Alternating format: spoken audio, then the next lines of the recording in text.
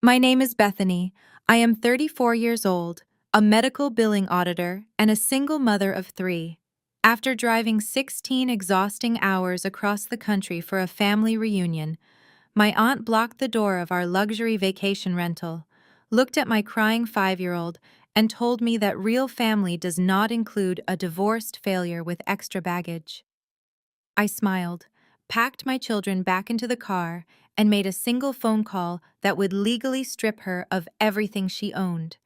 Before I continue this story, let me know where you are watching from in the comments below.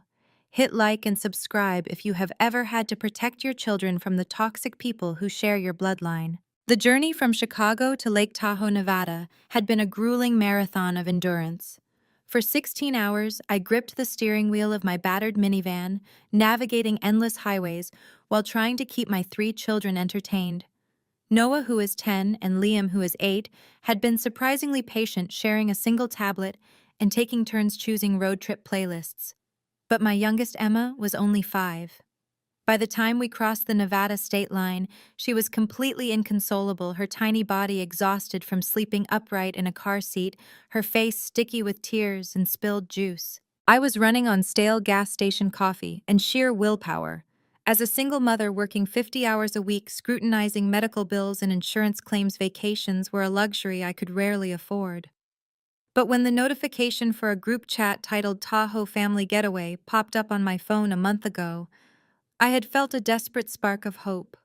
My mother, my sister, and my Aunt Brenda had been planning a massive reunion.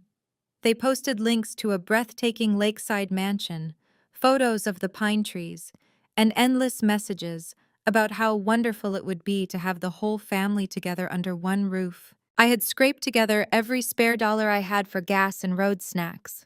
I took unpaid time off work. I wanted my kids to have the kind of magical family vacation I used to see on television, the kind where cousins play in the lake and grandmothers bake cookies. I wanted to prove that despite my difficult divorce 2 years ago, I was still part of the family fabric. When my GPS finally announced that we had reached our destination, I let out a breath I felt like I had been holding since Illinois. The property was staggering. It was a massive modern mansion with floor-to-ceiling glass windows that reflected the crystal blue waters of Lake Tahoe. A private dock stretched out into the water. Luxury SUVs were parked in the circular driveway. It was the kind of place that rented for $20,000 a week. I parked my dusty, bug-splattered minivan next to a pristine Range Rover and unbuckled my seatbelt, my back aching in protest. "Come on, guys," I said, forcing a cheerful tone as I slid open the heavy side doors. "We made it." Emma was sobbing loudly now, rubbing her eyes with her small fist, demanding a real bed. I scooped her up, balancing her on my hip, while Noah and Liam grabbed their small backpacks. We walked up the grand stone pathways leading to the massive oak front doors. Through the glass panels, I could see shadows moving inside, people holding champagne flutes, the warm glow of a roaring fireplace. My heart swelled with anticipation. I reached for the brass handle, but before my fingers could touch it, the heavy door swung open. My Aunt Brenda stood in the doorway. At 58 years old, Brenda was a woman who weaponized her wealth and status. She was wearing a flowing silk resort outfit, holding a crystal glass of wine, and her face was pulled into a tight, displeased frown. She did not look at me with the warmth of an aunt welcoming her niece. She looked at me like I was a salesperson who had bypassed the security gate. The noise of the party behind her spilled out into the crisp mountain air, but she quickly stepped onto the porch and pulled the door partially shut behind her, physically blocking the entrance. "Aunt Brenda," I said, panting slightly under Emma's weight. We finally made it. The traffic through Salt Lake City was terrible. Brenda did not smile. Her eyes darted from my stained sweatshirt down to Noah and Liam, who were standing quietly in their wrinkled travel clothes, and finally to Emma, whose cries were echoing across the pristine driveway. "Who invited you?" Brenda asked. Her voice was not loud, but it was sharp enough to cut glass. I froze. The welcoming smile I had prepared died on my lips. "What do you mean, the group chat? You sent the address on Wednesday. I told everyone I was driving down." Brenda took a slow sip of her wine. That group chat was for the general family updates, Bethany. It was not a personal invitation to crash our vacation. This week is for real family, not a divorced failure carrying extra baggage. The words hit me with the physical force of a sledgehammer. I felt the blood drain from my face. I looked at her, searching for the punchline, waiting for her to laugh and step aside. But her eyes were dead and cold. She meant every single word. But I drove 16 hours. I whispered, my voice trembling as I tightened my grip on my crying daughter. My kids have been in the car for 2 days. We just need to come inside, wash up, and figure this out. No, Brenda said smoothly, her tone entirely devoid of empathy. You need to turn around and leave. You are ruining the aesthetic of this trip. You always bring this chaotic, depressing energy everywhere you go, and we simply are not doing that this week. This is an upscale retreat, Bethany, not a charity shelter for you and your mistakes. She gestured dismissively toward Noah and Liam, calling my beautiful innocent boys mistakes right to their faces. Noah, who was old enough to understand exactly what was happening, shrank back, his lower lip trembling. He grabbed his younger brother's hand and pulled him a step closer to the minivan. In that horrible, suspended moment, I realized the absolute cruelty of what had just occurred. They had not forgotten to tell me I was uninvited. They had watched my messages in the group chat. They had seen my updates about packing the car, about crossing state lines, about how excited the kids were. They let me drive across the country, spending money I barely had, knowing exactly what Brenda was going to do when I arrived at the front door. It was not an oversight. It was an ambush. It was a calculated, deliberate trap designed to humiliate me and remind me of my place at the absolute bottom of the family hierarchy. I looked past Brenda's silk-draped shoulder, my eyes desperately scanning the cavernous living room behind her for any sign of salvation. Through the expansive glass panels, past the roaring stone fireplace, I finally saw her. My mother, Susan. She was 60 years old, but spent a fortune trying to look 40, dressed in a pristine white cashmere sweater that looked utterly out of place for a rustic mountain retreat. I caught her eye. I knew she saw me. I knew she saw Noah shrinking back toward the cold driveway and Emma sobbing into my neck. I waited for her maternal instinct to kick in, waiting for her to push past Brenda and wrap her arms around her exhausted grandchildren. Instead, she took a slow, deliberate sip from her stemmed wine glass and looked away. "Mom!" I called out, my voice cracking under the crushing weight of my exhaustion. "Mom, tell her we drove all day. The kids are freezing." Susan finally moved, but not toward the front door. She drifted toward the grand foyer, her movements stiff, her gaze fixed firmly on the polished hardwood floor rather than on my face. She stopped a few feet behind Brenda, hovering like a ghost in her own family. "Just go, Bethany," she said softly, waving her hand in a vague, dismissive gesture. "Amanda and Trayvon need peace for their business meetings. We cannot have the children screaming through the halls." The words felt like physical blows to my chest. My own mother. The woman who had watched me struggle to rebuild my life from scratch after a devastating divorce, who knew I audited medical bills late into the night just to keep the lights on and put food on the table for her grandchildren. She was choosing the comfort of her wealthy sister over the safety of her own flesh and blood. But then again, she always did. My entire life had been a masterclass in coming in last. Susan had always lived under Brenda's domineering shadow, too weak and too comfortable to ever assert herself, and she had proudly passed that toxic hierarchy down to her daughters. I was the designated scapegoat, the cautionary tale, while my younger sister was the undeniable golden child. Right on cue, the golden child made her grand entrance. Amanda appeared at the top of the sweeping wooden staircase and floated down into the foyer. At 31 years old, she looked like she had just stepped off the glossy pages of a luxury country club catalog. Her blonde hair was perfectly blown out, and she wore a beige cashmere loungewear set that probably cost more than my monthly rent. She descended the stairs with an expression of profound irritation, her manicured fingers pressing against her temples, as if my very existence was giving her a migraine. "What is all that noise?" Amanda complained, her voice echoing sharply in the grand entryway. Trayvon is trying to go over the real estate projections in the study, and we can hear that child wailing all the way down the hall. She stepped up beside Brenda, crossing her arms as she looked me up and down. She did not greet me. She did not ask how the grueling 2-day drive was. She simply stared at my coffee-stained sweatshirt and then glared at my terrified sons. "You really brought the whole circus, didn't you?" Amanda sneered, her eyes raking over my battered sneakers. "We told you this was an exclusive trip. We are trying to conduct serious business here, Bethany. Trayvon has major investors on the line. We do not have time to babysit your life choices." I gripped Emma tighter, my fingernails digging into my own palms to stop my hands from visibly shaking.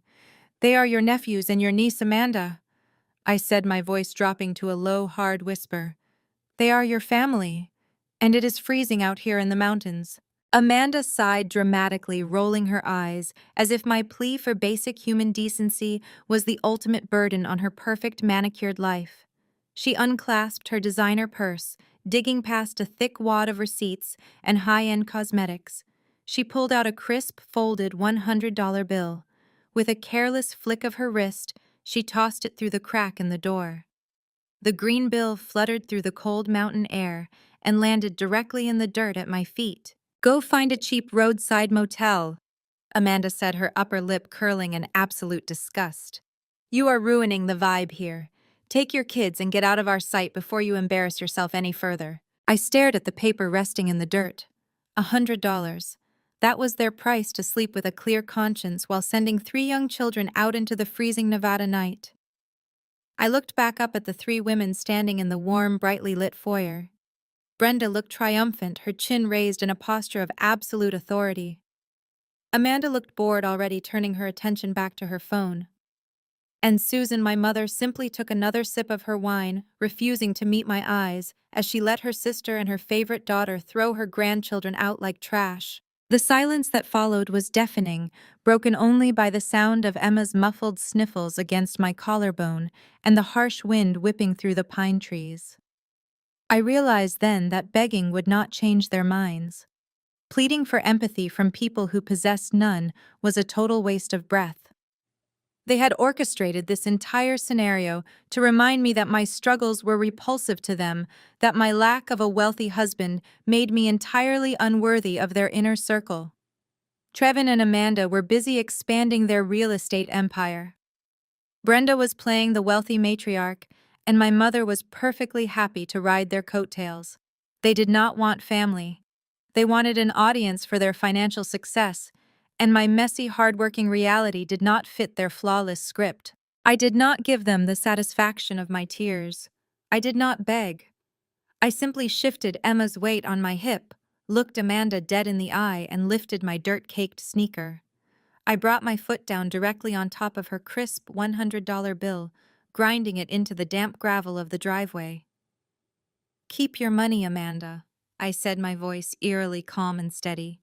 "You are going to need it to buy yourself a conscience." Brenda's face flushed red with indignation, and she moved to slam the heavy oak door in my face. But in that split second, before the thick wood shut me out into the cold, my eyes darted past her. 10 years as a medical billing auditor had trained me to scan environments for anomalies, to spot the one piece of paper that did not belong in a file. Resting on the ornate console table in the grand foyer, illuminated by a crystal lamp, was a thick stack of manila folders. The top page was flipped open, displaying a bold, geometric logo I recognized instantly. It was the insignia for my brother-in-law Trevon's real estate investment firm. Printed across the header in bold black ink were the words "Property Appraisal and Transfer of Deed." The heavy door slammed shut. The deadbolt clicked loudly. The harsh sound echoed in the freezing air, snapping my attention back to the present. I turned away from the mansion, swallowing the bitter taste of betrayal, and marched my children back to the minivan. Noah, my brave 10-year-old, silently helped his younger brother Liam buckle into his seat. I wrapped Emma in her fleece blanket, kissed her tear-stained forehead, and climbed into the driver's seat. The engine sputtered in the biting mountain air before roaring to life. The heater blasted cold air for the first 10 minutes as I navigated the treacherous, winding roads, away from the luxury resorts, and down toward the base of the mountain. It took 45 minutes of driving through the pitch-black Nevada night to find a place I could afford. The flickering red neon sign of a roadside motel illuminated the cracked asphalt of the parking lot. It advertised rooms for $60 a night. It was a far cry from the $20,000 mansion my mother and aunt were currently enjoying, but it had a roof and 4 walls. I parked the van, paid the bored clerk at the front desk with a credit card that was already nearing its limit, and guided my exhausted children into room 114. The room smelled of stale cigarette smoke masked by aggressive lemon bleach. The floral bedspreads were worn thin, and the heater rattled violently when I turned it up. But as I pulled back the covers and tucked my kids into the 2 creaky double beds, none of them complained. I bought a package of generic chocolate chip cookies and 2 bottles of apple juice from the vending machine down the hall. We sat on the edge of the bed eating our makeshift dinner in quiet solidarity. "Why doesn't Grandma Susan want us?" Liam asked softly, his little fingers picking at the edge of his cookie. My heart shattered into a million pieces. I pulled him against my chest, resting my chin on top of his head. "This has absolutely nothing to do with you, baby," I whispered fiercely, making sure Noah and Emma were listening too. "Grandma Susan and Aunt Brenda are broken inside. They care about looking important more than they care about being good people. You 3 are the most precious things in the world, and I will never let anyone treat you like you do not matter. Ever again." Once the kids were finally asleep, huddled together under the thin motel blankets, I sat at the small, wobbly desk in the corner of the room. The cheap desk lamp cast a sickly yellow glow over my hands.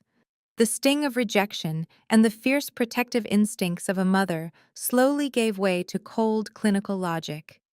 My brain, hardwired to detect financial discrepancies and untangle complex billing fraud, began processing the scene I had witnessed in the foyer. Trevin was a brilliant African-American real estate investor who had built a massive portfolio by ruthlessly flipping commercial properties in Chicago. He was highly strategic. He did not take vacations unless there was a payout involved. He certainly did not bring official transfer of deed documents to a family mountain retreat just to catch up on administrative paperwork. Amanda had explicitly mentioned that Trayvon had major investors on the line and needed absolute peace to conduct serious business. But what business they were in Lake Tahoe, hundreds of miles away from his usual market? Why would he need property appraisals here? Then a chilling thought struck me, settling heavy and cold in my stomach. The puzzle pieces started locking together. Brenda had been acting as the absolute gatekeeper for our grandmother Helen. 3 months ago, Brenda had aggressively convinced my mother and the rest of the extended family that Helen was suffering from rapid onset dementia. Brenda had used that excuse to obtain temporary power of attorney, subsequently moving Helen from her beautiful, sprawling estate into a low-tier, highly restrictive nursing home facility. Brenda claimed it was for Helen's own safety and that the old house was too much to manage. But Helen owned a massive debt-free estate worth millions of dollars. And now Trayvon was sitting in a rented mansion reviewing property appraisals and transfer of deed documents alongside Brenda, while intentionally locking me out of the inner circle. I was the only auditor in the family. I was the only one who demanded to see paper trails and questioned expenses. They knew that if I was sitting in that living room, I would ask exactly what they were signing and why Trayvon was involved in family assets. The realization hit me with sickening clarity. This was never a family reunion. This was a corporate boardroom meeting disguised as a luxury vacation, and I was the only variable they could not control. They threw me out because they were about to steal everything my grandmother had ever built. The realization hit me like a splash of ice water washing away the last traces of self-pity. I was no longer the rejected daughter shivering on a gravel driveway. I was a professional auditor staring at a massive coordinated fraud.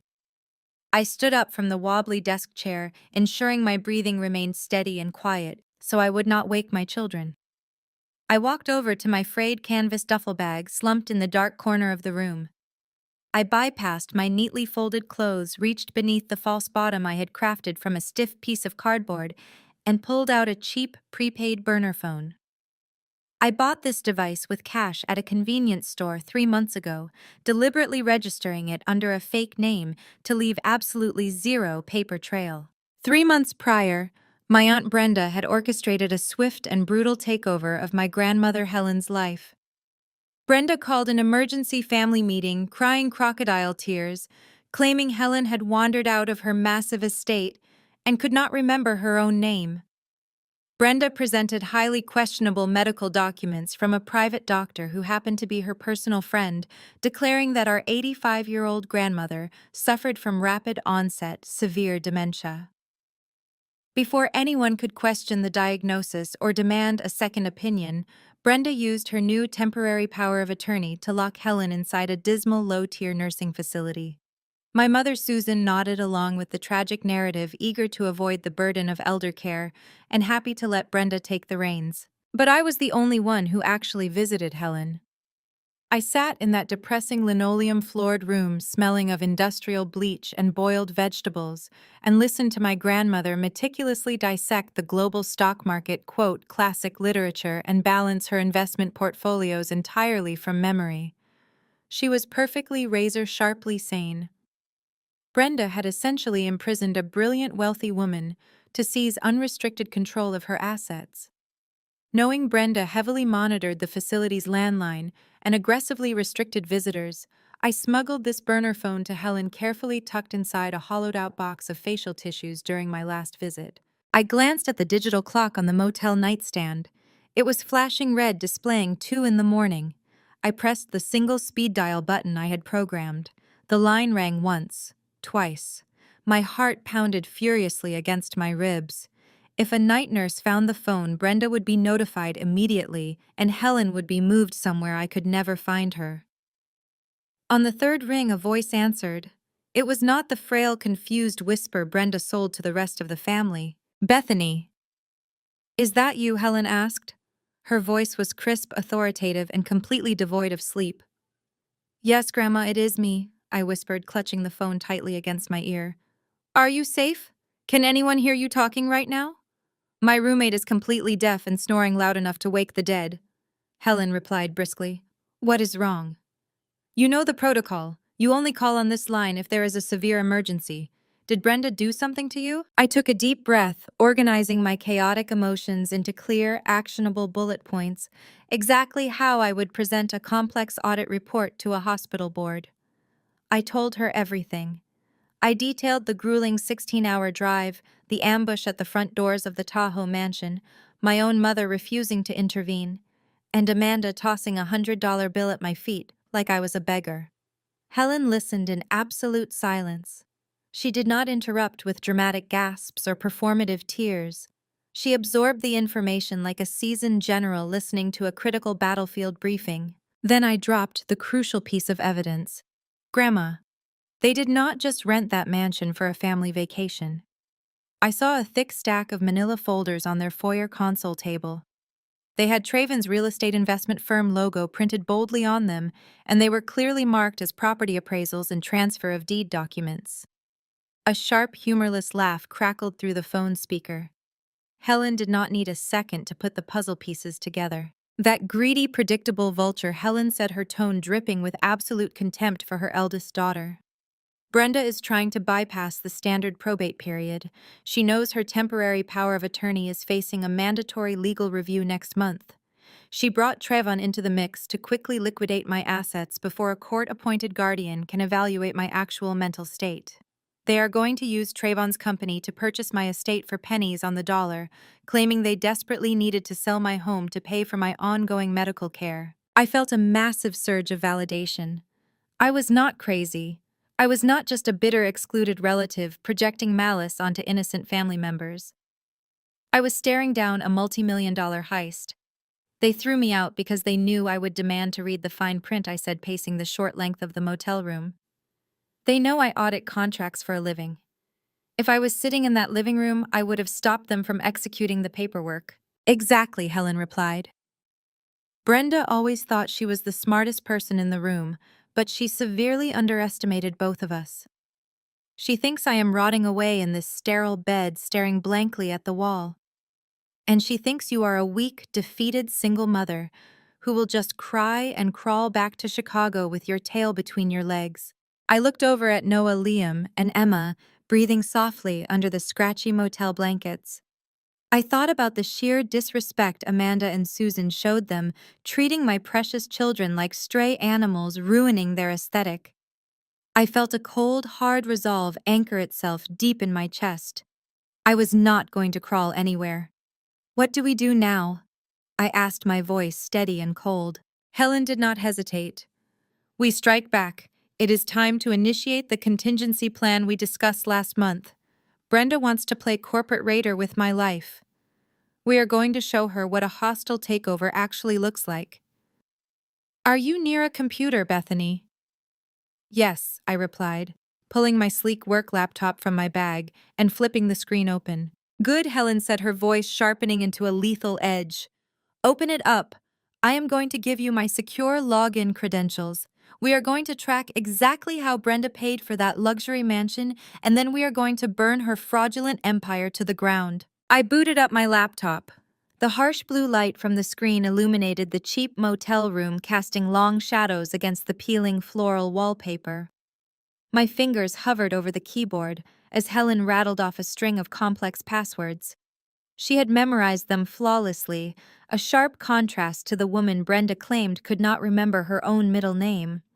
I navigated directly to the primary portal for her main investment accounts and healthcare management systems. The loading screen spun for a fraction of a second before revealing the dashboard. I waited for her to direct my search, but Helen took a deep, measured breath, the sound crackling through the burner phone speaker. She needed me to understand the full, terrifying scope of the betrayal before I started pulling the numbers. They did not gather everyone in Lake Tahoe just to drink expensive wine and celebrate a real estate transaction. Helen explained, her voice steady, but laced with a cold, calculated fury. Brenda needs a consensus. My temporary power of attorney is extremely vulnerable right now. If a judge orders an independent medical evaluation, Brenda loses control of my life instantly. She needs the entire family to sign a unified legal declaration stating that my condition has deteriorated beyond repair. They are using this luxurious weekend to convince your easily manipulated cousins and aunts that placing me in a permanent Medicaid lockdown facility is the only compassionate option. A lockdown facility. The phrase sent a visceral chill straight down my spine. That was not a nursing home or an assisted living community. That was a prison. Once admitted under a unified family directive, Helen would be stripped of her basic civil rights. She would not have access to a phone, she could not request a lawyer, and she certainly could not contest a fraudulent property sale. Brenda was orchestrating a legal burial while Helen was still breathing. They were going to trap a perfectly sane, brilliant woman behind locked doors just to drain her bank accounts. They would drug her into compliance and isolate her from the outside world forever. Once they lock me away, Brenda has a clear path to liquidate the estate. Helen continued, her tone strictly business. My primary residence sits on prime, highly coveted land. A conservative appraisal puts the property at $4.5 million. I pulled up a blank spreadsheet on my laptop, my auditor instincts entirely taking over as I typed the numbers. 4.5 million. I asked Helen what Trayvon was offering in this sham transaction. Brenda is selling the estate to Trayvon's investment firm for $800,000, Helen said. They will claim it was a distressed sale required to cover my sudden astronomical medical care costs. Trayvon and Amanda will hold the property for a few months under his corporate umbrella. They will do a superficial cosmetic renovation to justify a new massive appraisal, and then they will flip it on the open market for its true value. I stared at the blinking cursor on my screen. The math was sickeningly brilliant. They would generate nearly $4 million in untaxed illicit profit. Brenda takes the largest cut for facilitating the fraudulent transfer using her power of attorney. Trayvon and Amanda keep a massive percentage for laundering the asset through his real estate firm. And my mother Susan gets her quiet, comfortable payout for looking the other way and rallying the rest of the family to sign my commitment papers. My stomach violently turned. I looked over at the two creaky double beds where my children slept peacefully huddled together for warmth. For 34 years, I had made excuses for my mother. I had told myself she was just passive, that she hated conflict, that she could not help folding under Brenda's dominant personality. But this was not passivity. This was calculated greed. My mother had looked at these boys, her own flesh and blood grandchildren, and let them be cast out into the freezing night just to protect her share of stolen money. Susan was not just a weak woman living in her older sister's shadow. She was an active, willing accomplice to the financial and physical destruction of her own mother. She traded her moral compass for a luxury payout, and she threw me away because she knew my presence would instantly disrupt the transaction. They knew I audited medical billing and complex financial claims for a living. They knew I would demand to read the fine print of any document Brenda placed on that foyer table. The sheer audacity of the scheme was breathtaking. Trayvon, with his slick suits and arrogant smirk, was using his legitimate real estate license to commit grand theft. Amanda was eager to fund her country club lifestyle by selling out her own grandmother. And Brenda was the mastermind pulling the strings and hiding behind a fake diagnosis. I am looking at the transaction history now. Grandma? I said, my voice dropping to an icy whisper as my fingers flew across the keyboard. I am going to find exactly where she slipped up. Brenda is arrogant, and arrogant people always leave paper trails. Helen sighed, a sound of profound relief mixed with absolute determination. I built that wealth through decades of hard work, Bethany. I will not let them steal it to fund their vanity. Take them down, sweetheart. Leave nothing standing. I hung up the burner phone and placed it gently on the wobbly motel desk. The digital clock glowing beside my laptop read exactly 2 in the morning. Outside, the highway was dead quiet, but inside my head, sirens were blaring. I cracked my knuckles, rolled my shoulders back, and stared at the glowing screen. For years, my family had treated my career as a joke. They viewed my job as some tedious, low-level administrative task that paled in comparison to Trayvon's flashy real estate flips or Amanda's country club networking. They thought I just pushed papers. They did not understand that a senior medical billing auditor is a forensic investigator. I hunt ghosts in financial ledgers for a living. I track down missing decimal points that represent millions of dollars in corporate fraud. And tonight I was hunting my own aunt. I navigated to the primary Medicare portal first, typing in the secure credentials Helen had provided. The authentication code pinged to the burner phone, and I bypassed the security wall. Next, I opened 2 new tabs, logging into Helen's supplemental private health insurance and her primary checking account. I arranged the 3 windows side by side on my screen. I did not just look at the bottom line balances. Amateurs look at balances. Auditors look at transaction histories, routing numbers, and diagnostic billing codes. I started with the facility where Brenda had dumped Helen 3 months ago. I pulled up the tax identification number for the nursing home and ran it through a public provider database. It was exactly what Helen had described, a bottom-tier state-subsidized facility designed for wards of the state who had absolutely no assets. The base cost for a bed there was minimal, covered entirely by Helen's basic Medicare. Then I cross-referenced that with Helen's personal checking account. My eyes narrowed as I scrolled down the digital ledger. Every single month on the first day of the month, exactly $12,500 was being electronically transferred out of Helen's private estate account. The transaction description simply read premium memory care and residential services. I highlighted the routing number attached to that transfer. It did not belong to the nursing home. I opened a 4th tab, accessing the state corporate registry database. I typed in the routing number and the receiving entity's name. The search engine spun for a moment before spitting out a registered limited liability company. The LLC was registered in Illinois. The managing director listed on the public filing was Brenda. My blood ran ice cold. Brenda was not just restricting Helen's freedom, she was actively embezzling. Brenda was paying the state minimum to keep Helen trapped in a dismal, understaffed ward while automatically siphoning over $12,000 a month into her own private shell company, under the guise of premium healthcare costs. It was textbook financial abuse of an elder executed with a level of arrogance that frankly insulted my professional intelligence. But I knew Brenda would not stop there. Greed is an absolute sickness, and once someone gets away with stealing thousands, they start looking for hundreds of thousands. I pivoted my attention to the medical billing codes submitted under Helen's insurance policies. I filtered the data by current procedural terminology codes, specifically looking for high-ticket items billed over the last 90 days. The screen populated with a staggering list of fraudulent claims. Brenda, utilizing her temporary power of attorney, had authorized the purchase of a motorized custom-fitted wheelchair. Helen walked 2 miles a day unassisted before Brenda locked her up. There were bills for intense daily cognitive behavioral therapy sessions, specialized dietary supplements, and expensive in-home nursing equipment that had allegedly been delivered to the facility. None of these services or items actually existed.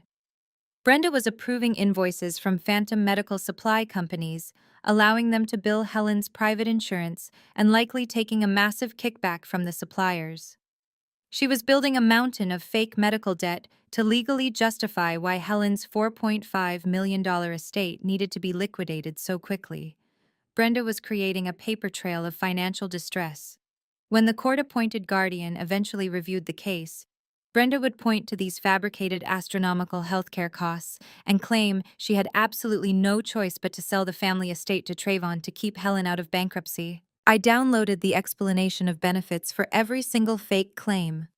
I exported the banking ledgers. I took high-resolution screenshots of the LLC registry, linking Brenda directly to the embezzled funds. I saved everything to a secure encrypted folder on my hard drive, organizing the files with meticulous chronological precision. I was building a prosecution file that any district attorney would salivate over. The sheer depravity of it made my chest ache. My aunt was slowly draining my grandmother's life savings to fund her own lavish lifestyle, and my mother was sitting right next to her drinking expensive wine and laughing while it happened. Susan had to know. Even if Susan did not understand the exact mechanics of the wire transfers and the fake billing codes, she knew her own mother was not receiving $12,000 a month worth of premium care in a state-run facility. Susan chose a luxury vacation over her mother's life. The motel room heater rattled loudly in the corner, blowing dry, warm air over my freezing hands.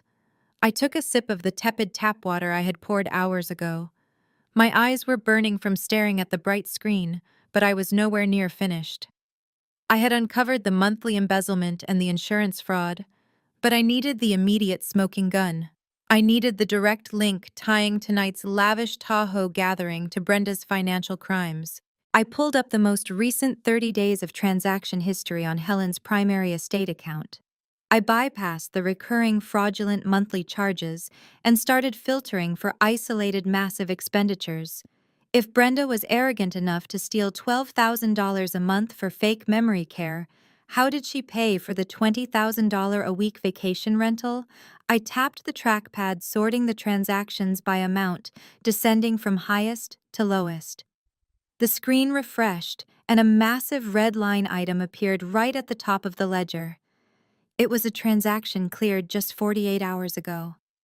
I leaned closer to the screen, my eyes tracing the digital footprint that was about to become Brenda's ultimate undoing. The vendor name listed next to the $20,000 withdrawal was Tahoe Summit Luxury Rentals. I clicked on the digital receipt icon embedded in the banking portal. A high-resolution document loaded onto my screen. It was a finalized rental agreement for a 7-bedroom lakefront property. The dates matched this exact week. The primary guest listed was Brenda. The billing address was Brenda's home in Chicago. But the funding source was undeniably Helen's restricted medical emergency savings account. As an auditor, my brain immediately categorized the severity of the crime.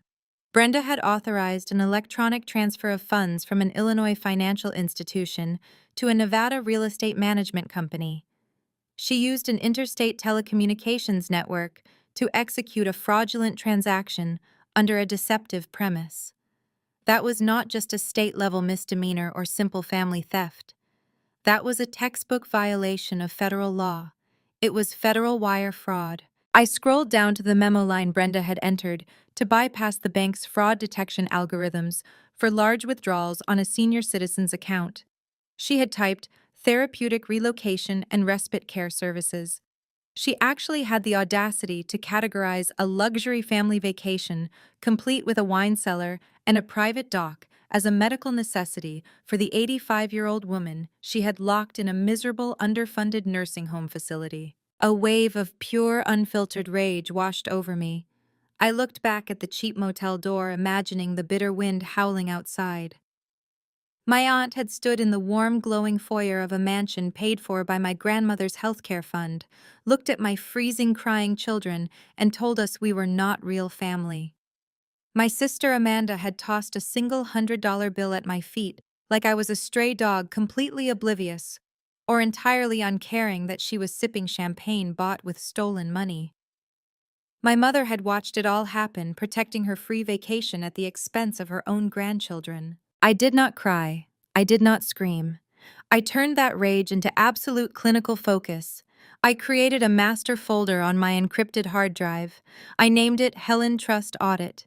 Inside, I created subfolders for bank statements, forged medical claims, embezzlement, LLC, and interstate wire fraud. I meticulously downloaded the $20,000 rental receipt. I saved the digital signature log showing Brenda's internet protocol address authorizing the transfer. I exported the last 12 months of banking spreadsheet files highlighting every single unauthorized withdrawal. I captured the fake invoice Brenda had submitted to the bank to justify the Tahoe rental, complete with a forged doctor's recommendation for environmental therapy. I captured everything with timestamps, ensuring the chain of custody for the digital evidence was flawless. Then I realized I needed to check if Trayvon had already dipped his hands into the accounts. If Amanda and Trayvon were planning to buy Helen's estate for $800,000, there had to be an earnest money deposit or an appraisal fee on the books to make the transaction look legitimate on the surface. I ran a quick search for Trayvon's company name in the ledger. There it was. A transfer of $5,000 processed 10 days ago, flagged as estate valuation consulting. Brenda had paid Trayvon with Helen's own money to appraise the house he was about to steal. That meant Trayvon was not just a passive beneficiary of Brenda's scheme. He was an active participant receiving illicitly obtained funds. As an African-American real estate investor who had built a prominent reputation in the Chicago market, his broker license was his entire livelihood. Now that license was officially built on a foundation of federal crimes. He had accepted money from a vulnerable adults medical fund to facilitate a predatory property transfer. I reviewed the digital mountain of evidence I had just compiled. In less than 2 hours, I had dismantled Brenda's entire fake empire. She thought she was untouchable because she held a piece of paper granting her temporary power of attorney. She fundamentally misunderstood how the law worked. A power of attorney is a fiduciary duty, a strict legal obligation to act solely in the best financial and medical interest of the principal. Using those powers to fund a luxury vacation while the principal sat in a state-subsidized lockdown facility was an automatic trigger for criminal prosecution. I leaned back in the creaky wooden chair and rubbed my tired eyes. The cheap heater in the corner of the motel room kicked on again, blowing dry air over my stiff shoulders. I checked the time. It was approaching 4 in the morning.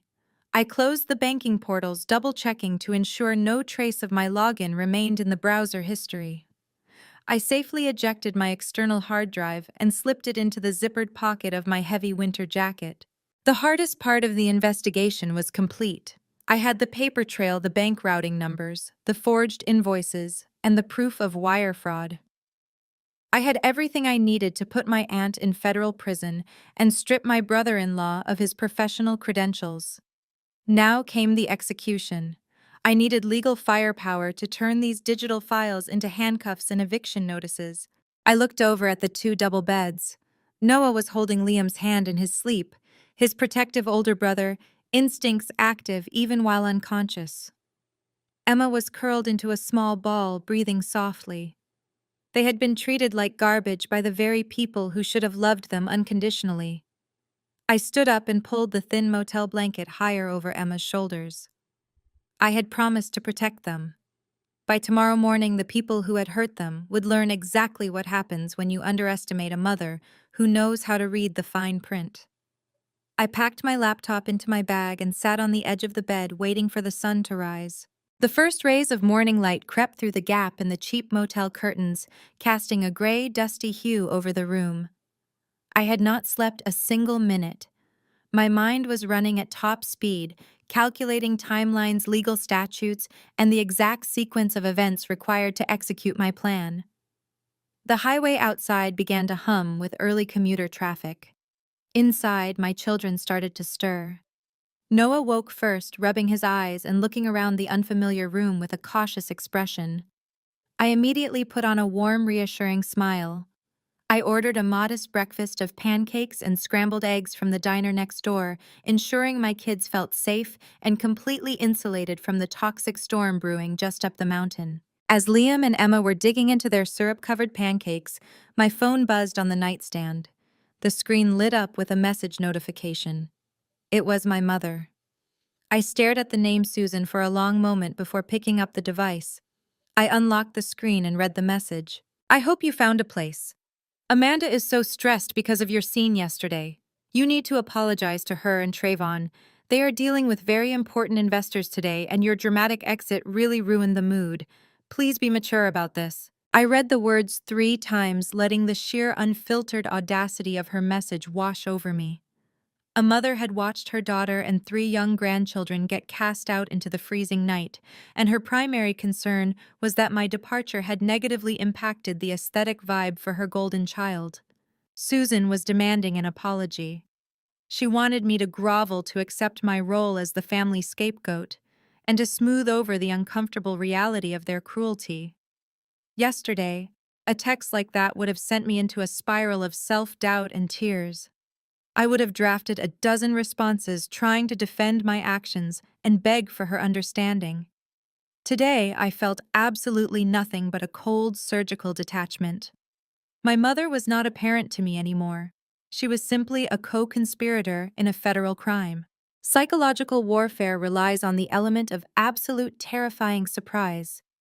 I knew exactly what was happening in that $20,000 rental property right now. Susan was likely sitting at the massive granite kitchen island, sipping a premium espresso, expecting my usual subservient apology. Instead, I tapped the reply box and prepared to drop a digital grenade directly onto her breakfast plate. I did not write a paragraph. I did not express my hurt or try to explain my side of the story. I simply typed a single devastating sentence. "Enjoy the mansion, Mom. It is paid for with Grandma's heart medication money." I hit send. I pictured the color draining from her artificially youthful face. I pictured the sudden suffocating panic as she realized her discarded daughter knew exactly where the funding for her luxury vacation originated. Less than 30 seconds later, my phone began to vibrate violently in my hand. Susan was calling. The screen flashed with her contact photo, a picture of her and Amanda smiling at a country club luncheon. I stared at the incoming call, feeling the undeniable shift in power. For 34 years, she had held all the emotional leverage. She dictated my worth, policed my tone, and demanded my compliance. Now she was the one panicking. The phone kept vibrating. I let it ring. I let her sit in that agonizing silence, knowing her imagination was running wild. When the call finally went to voicemail, she immediately called again. This time I did not just let it ring. I tapped the red icon declining the call. Then I opened her contact settings, scrolled to the bottom of the screen, and pressed block caller. I did the same for Brenda, Amanda, and Trayvon. They were officially cut off. They could not manipulate me, threaten me, or negotiate with me. They were trapped in their own guilt, left to stew in the terrifying realization that their entire criminal enterprise was exposed. Silence is a weapon, and I wielded it with absolute precision. But I could not fight this war with my children in the crossfire.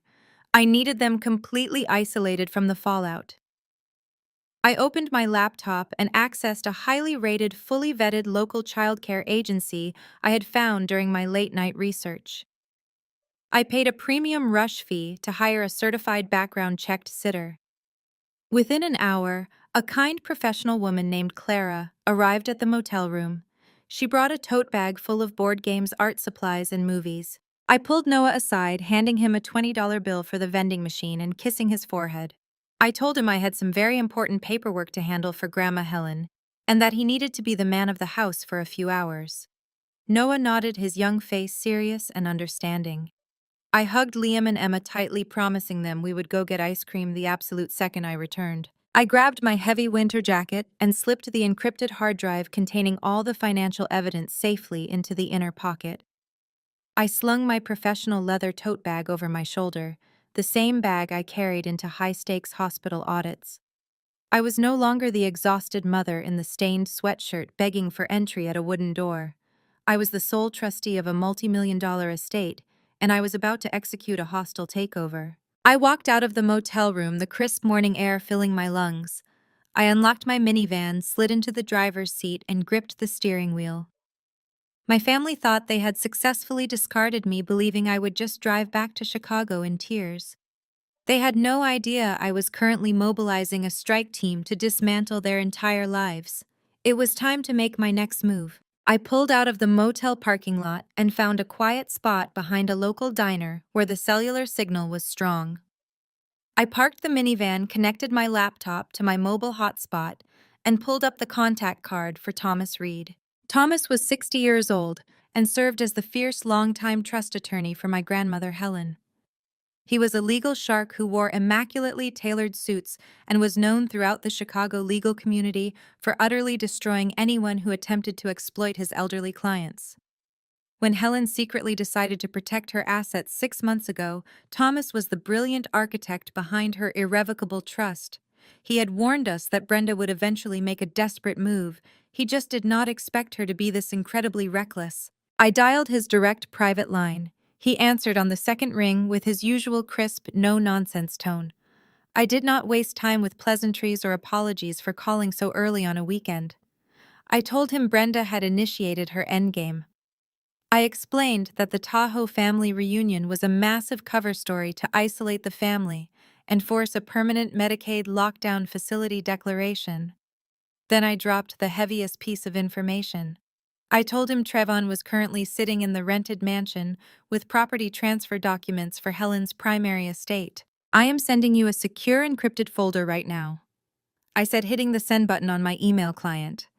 It contains a complete medical billing audit, bank transaction ledgers, and proof of federal wire fraud. I found the smoking gun, Thomas. Brenda used Grandma's restricted medical emergency fund to pay for the Tahoe luxury rental. I heard the distinct chime of an incoming email on his end. Thomas fell silent. For 5 agonizing minutes, the only sound on the line was the rapid, aggressive clicking of his computer mouse and his sharp intakes of breath as he processed the digital evidence I had compiled. When Thomas finally spoke, his voice was dangerously calm. It was the exact kind of calm that precedes a devastating legal storm. "Bethany, this is impeccable work," he said, the sheer professional respect evident in his tone. "You have handed me a fully loaded gun. The sheer incompetence of using an elder's medical fund to pay for a vacation rental across state lines is staggering. This is wire fraud, elder financial abuse, and criminal embezzlement, all wrapped into one remarkably stupid package. Brenda has practically gift-wrapped her own federal indictment." I felt a surge of professional pride, but the urgency of the situation quickly grounded me. "They have transfer documents in that house," I reminded him.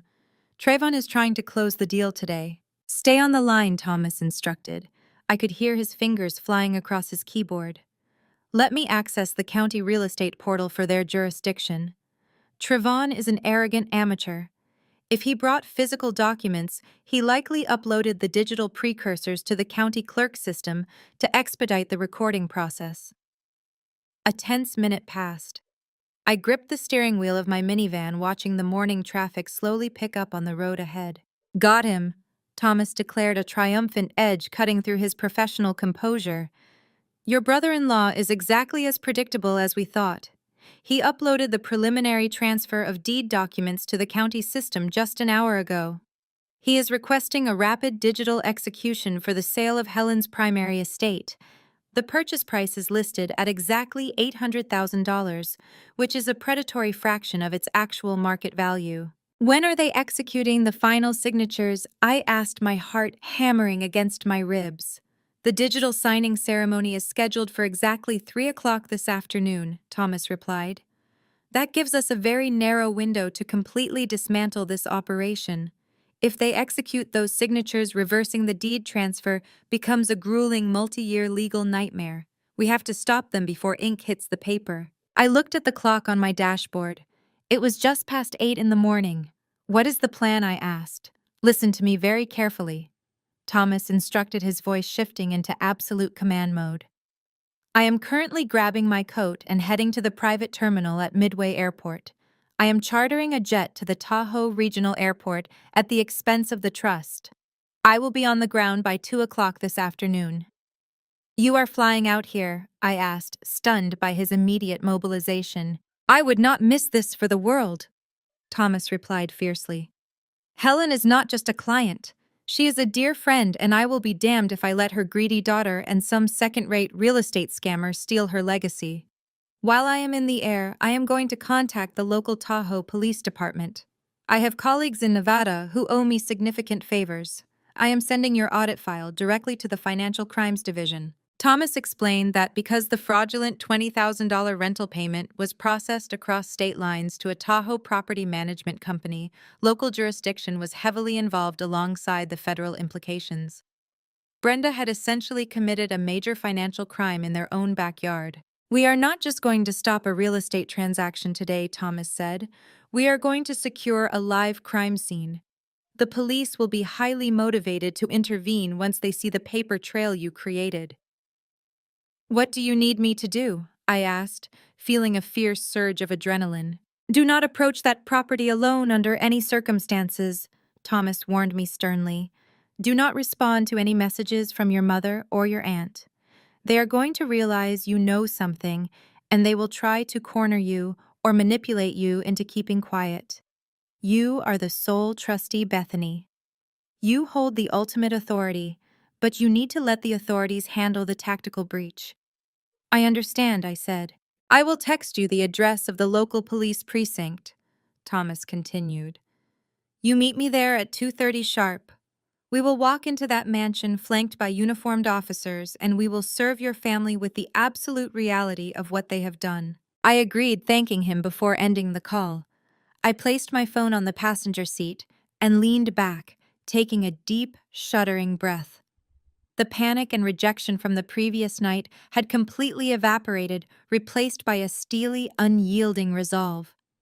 I looked out the windshield toward the distant snow-capped peaks where the luxury mansion sat. My family thought they had outsmarted everyone. They thought my silence was guaranteed because I was just the quiet, discarded daughter. They were about to learn that abandoning me was the most expensive mistake they would ever make. The drive back up the winding mountain roads of Lake Tahoe felt entirely different from the grueling journey the night before. Yesterday, I was a desperate, exhausted mother, clinging to the hope of family acceptance. Today, I was a predator, tracking my prey. The scenery outside the minivan window was breathtakingly beautiful. The towering ponderosa pines stood like ancient sentinels against the crisp azure sky, and the sunlight shattered into a million diamonds across the surface of the lake. It was a landscape designed for peace and reflection, a place where people came to escape the toxic realities of the world. Yet nested within that perfect, serene panorama was the glass-walled mansion, currently housing a syndicate of thieves who shared my DNA. My hands gripped the steering wheel, but they were no longer trembling with anxiety or hurt. They were steady. For 34 years, my entire existence had been defined by a desperate, pathetic need to earn a seat at my family's table. I had swallowed every insult excused, every exclusion, and internalized the narrative that my struggles were a personal failing rather than the result of a deliberate systemic dismantling of my self-worth by the people who were supposed to protect me. I had audited my own life, looking for the mistakes that made me unlovable, never realizing the ledger had been rigged from the start. But something profound shifts in a woman When she stops trying to prove she is worthy of being loved and starts proving she is capable of protecting those she loves. I thought of Noah, Liam, and Emma sitting in that cheap motel room eating generic cookies because their grandmother could not be bothered to welcome them into the warmth. I thought of Helen, brilliant and sharp, locked in a sterile room smelling of bleach, stripped of her dignity and her civil rights because her eldest daughter wanted to fund a luxury lifestyle with stolen money. The scapegoat daughter had died on that gravel driveway last night when Amanda crushed that $100 bill into the dirt. The woman driving up this mountain was the sole trustee, and she was bringing the fire. I rolled the window down an inch, letting the freezing mountain air bite against my cheeks to keep my adrenaline sharp. I rehearsed the sequence of events in my mind. Thomas Reed was currently in the air, his private charter cutting across the country. The local police were mobilizing, armed with the digital evidence of interstate wire fraud I had compiled before dawn. The trap was set, and the bait was currently sitting on a foyer console table in the form of property transfer documents. My phone resting in the cup holder buzzed with an incoming text. I glanced down. It was a message from Thomas. Wheels down in 20 minutes. Meet at the precinct as planned. They have no idea what is coming. A cold smile spread across my face. They really had no idea. Brenda was likely holding court right now, pouring mimosas and complaining about my dramatic exit to anyone who would listen. She probably thought my silence meant I was broken, that I had retreated to lick my wounds in some cheap roadside diner before beginning the long drive back to Chicago. She believed her temporary power of attorney made her a god, fundamentally misunderstanding that true power does not announce itself until the checkmate is already secured. Susan was probably nodding along with every word Brenda said, desperate to secure her cut of the illicit payout. My mother had traded her moral compass for a seat in first class, selling out her mother and her grandchildren for a fraction of a stolen estate. Amanda and Trayvon were likely rehearsing their pitch, explaining to the rest of the oblivious family members how their real estate firm was doing Helen a massive favor by taking the property off her hands to cover her tragic, fabricated medical expenses. They were all playing their assigned roles perfectly, completely unaware that the theater was rigged with explosives. The navigation system chimed, indicating I was approaching the final turnoff. The road narrowed, winding through an exclusive enclave of multi-million-dollar vacation homes. The sheer wealth of the area was staggering, a stark reminder of exactly what Brenda and Trayvon were trying to steal. Helen had built her empire through decades of shrewd, relentless hard work. She did not inherit her fortune, she forged it. And she had chosen me, the discarded, overlooked daughter, to be the guardian of that legacy, because she knew I possessed the one trait the rest of them lacked: integrity. I pulled into the gravel lot of the local police precinct right on schedule. The building was a modest, sturdy structure that looked entirely out of place amid the surrounding luxury. I parked my minivan next to a sleek black town car that had clearly just arrived from the private airfield.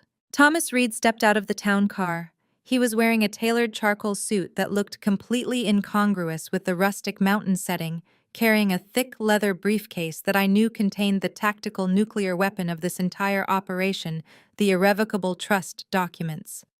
He did not smile as I approached, but his eyes gleamed with absolute predatory focus. He held out his hand and I shook it firmly. "You ready to go to work, Bethany?" Thomas asked, his voice low and thrumming with anticipation. I looked back up the mountain toward the glass-walled mansion hidden among the pines. I thought of the stolen $20,000. I thought of the fake medical bills. I thought of my children freezing on the driveway. "I have been ready my entire life," I replied.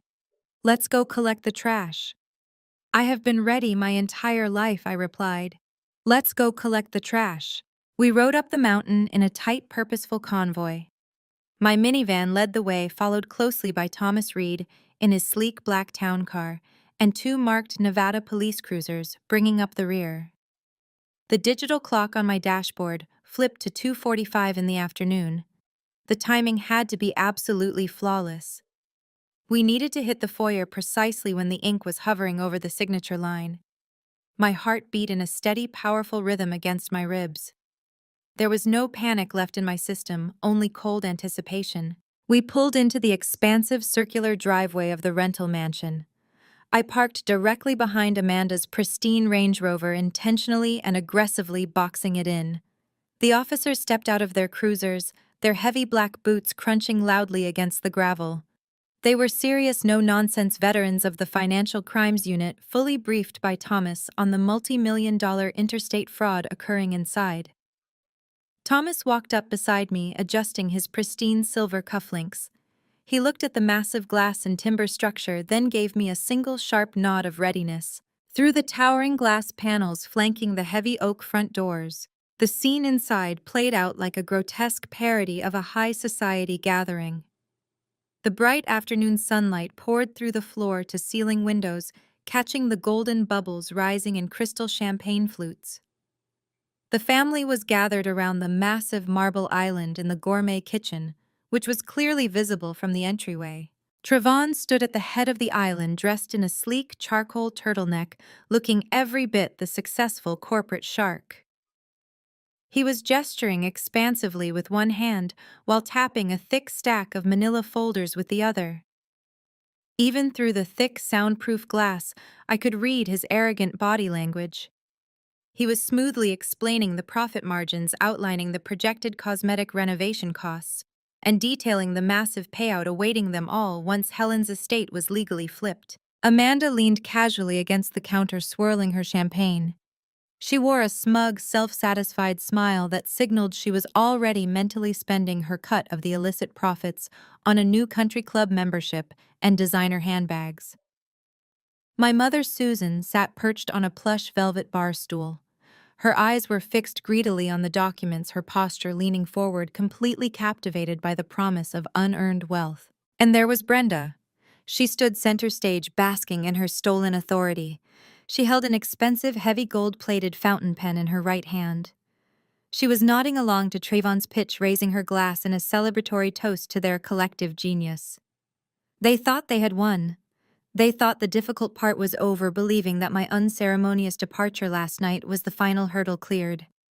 Brenda lowered her glass, set it on the marble counter, and brought the gold pen down toward the signature line of the property transfer deed. The digital clock on my phone hit exactly 3 o'clock. I reached out and grabbed the heavy brass handles of the double doors. They had not locked them, likely expecting a catering delivery, or perhaps just arrogant in their isolated mountain fortress. I pushed the doors open with enough force that they slammed against the interior walls.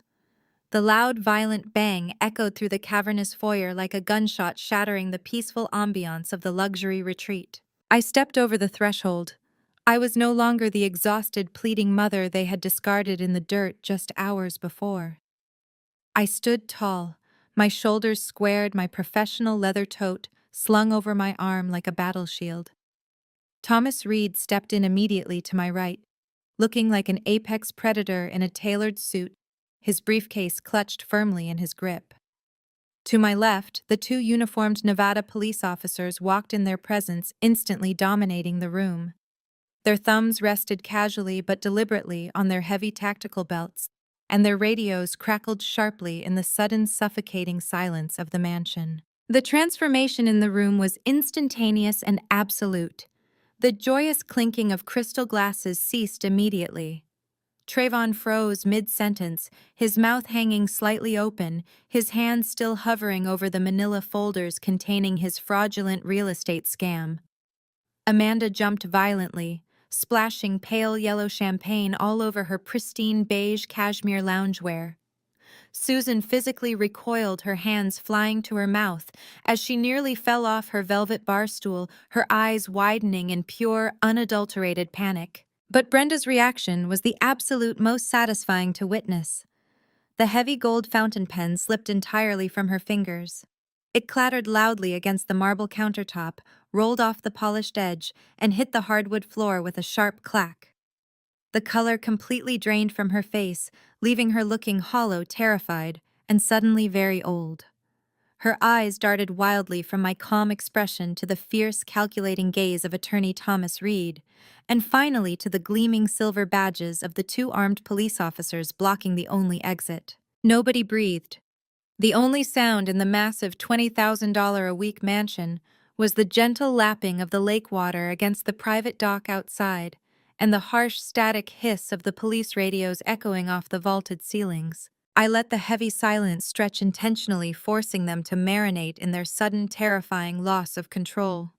The power dynamic in the room had flipped so violently that the air itself felt charged with electricity. They were trapped. They were exposed. And looking at the sheer terror painting their faces, they knew it. I looked directly at my aunt, holding her panicked gaze with eyes made of absolute ice, letting her know without a single word that the party was officially over. I looked directly at my aunt, holding her panicked gaze with eyes made of absolute ice, letting her know without a single word that the party was officially over. For a fraction of a second, the sheer, unfiltered terror on Brenda's face was deeply satisfying to witness. But decades of unchecked entitlement and narcissistic dominance do not simply evaporate into thin air. The shock melted away almost instantly, rapidly replaced by a volatile defensive rage. Brenda's chest heaved as she drew in a sharp breath, her face twisting into an ugly mask of indignation. She stepped out from behind the marble kitchen island, her silk resort wear billowing around her, and pointed a shaking manicured finger directly at my chest. "Officers, arrest her for trespassing!" Brenda screamed, her voice shrill and echoing aggressively off the vaulted timber ceilings. "Arrest her right now. I am the legal occupant of this estate. I rented this property, and this woman is harassing my family. Get her out of my sight." Amanda, desperately trying to salvage the situation, and her ruined cashmere outfit, chimed in from the counter. "You heard my aunt? She is trespassing. We are conducting private business here." I did not flinch. I did not take a single step back. I just stood there, flanked by the law, and watched Brenda attempt to command a room that no longer belonged to her. The two Nevada police officers did not move a muscle toward me. They did not reach for their radios or their handcuffs.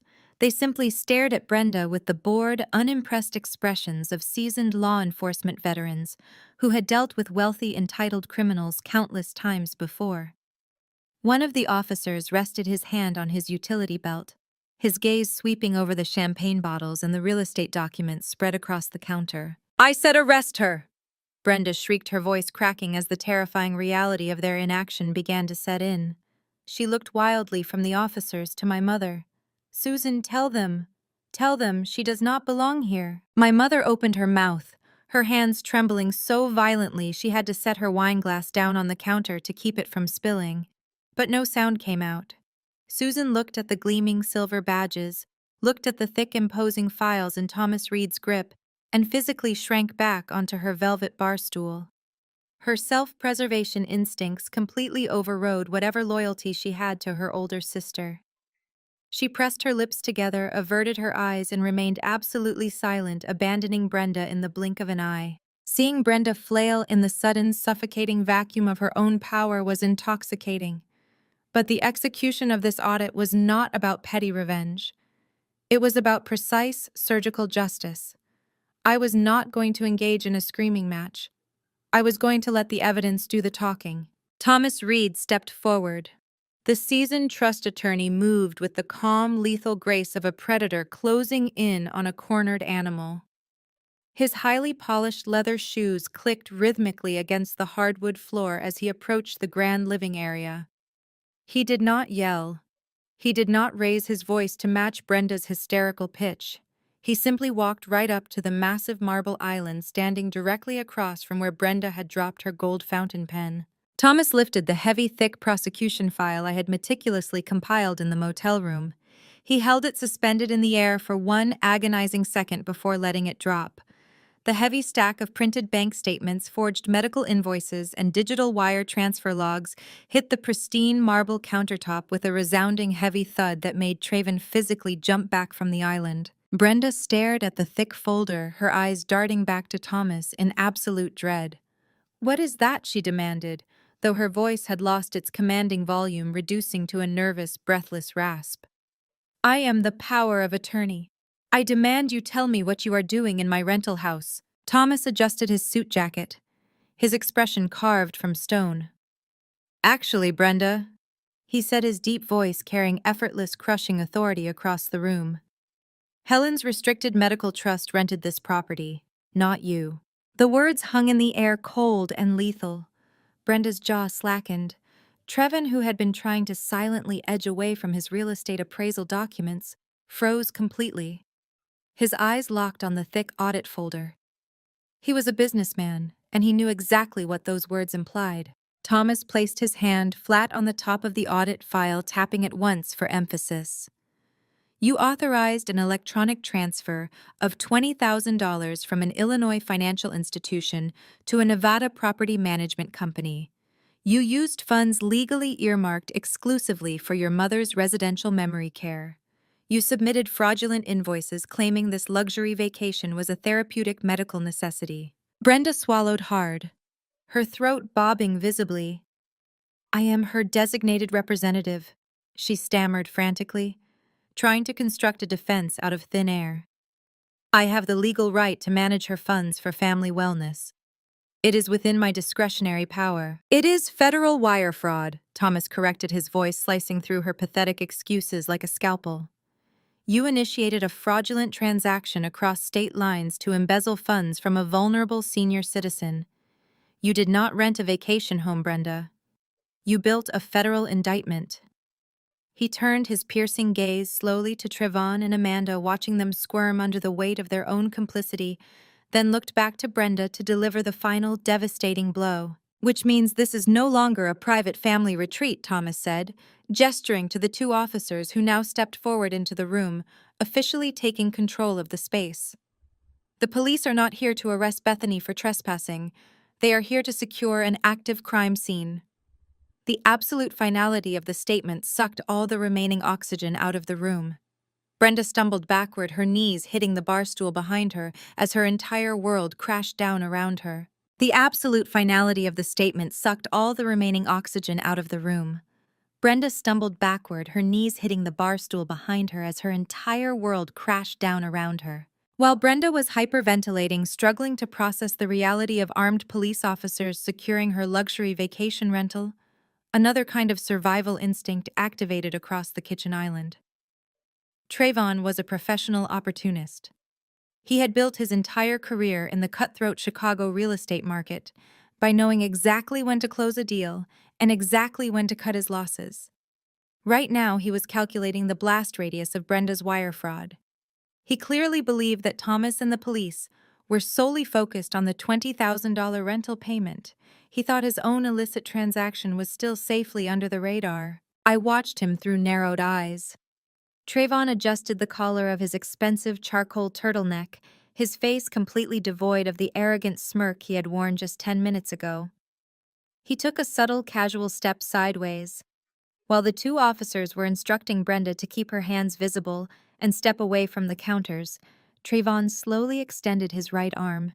His fingers crept across the polished marble, moving with practiced stealth toward the stack of manila folders containing the transfer of deed documents and the fabricated appraisals for Helen's estate. His designer leather messenger bag sat open on the chair next to him. He was going to slide the physical evidence of his own felony right off the table and walk out the front door, leaving Brenda to take the fall alone. Not on my watch. I lunged forward.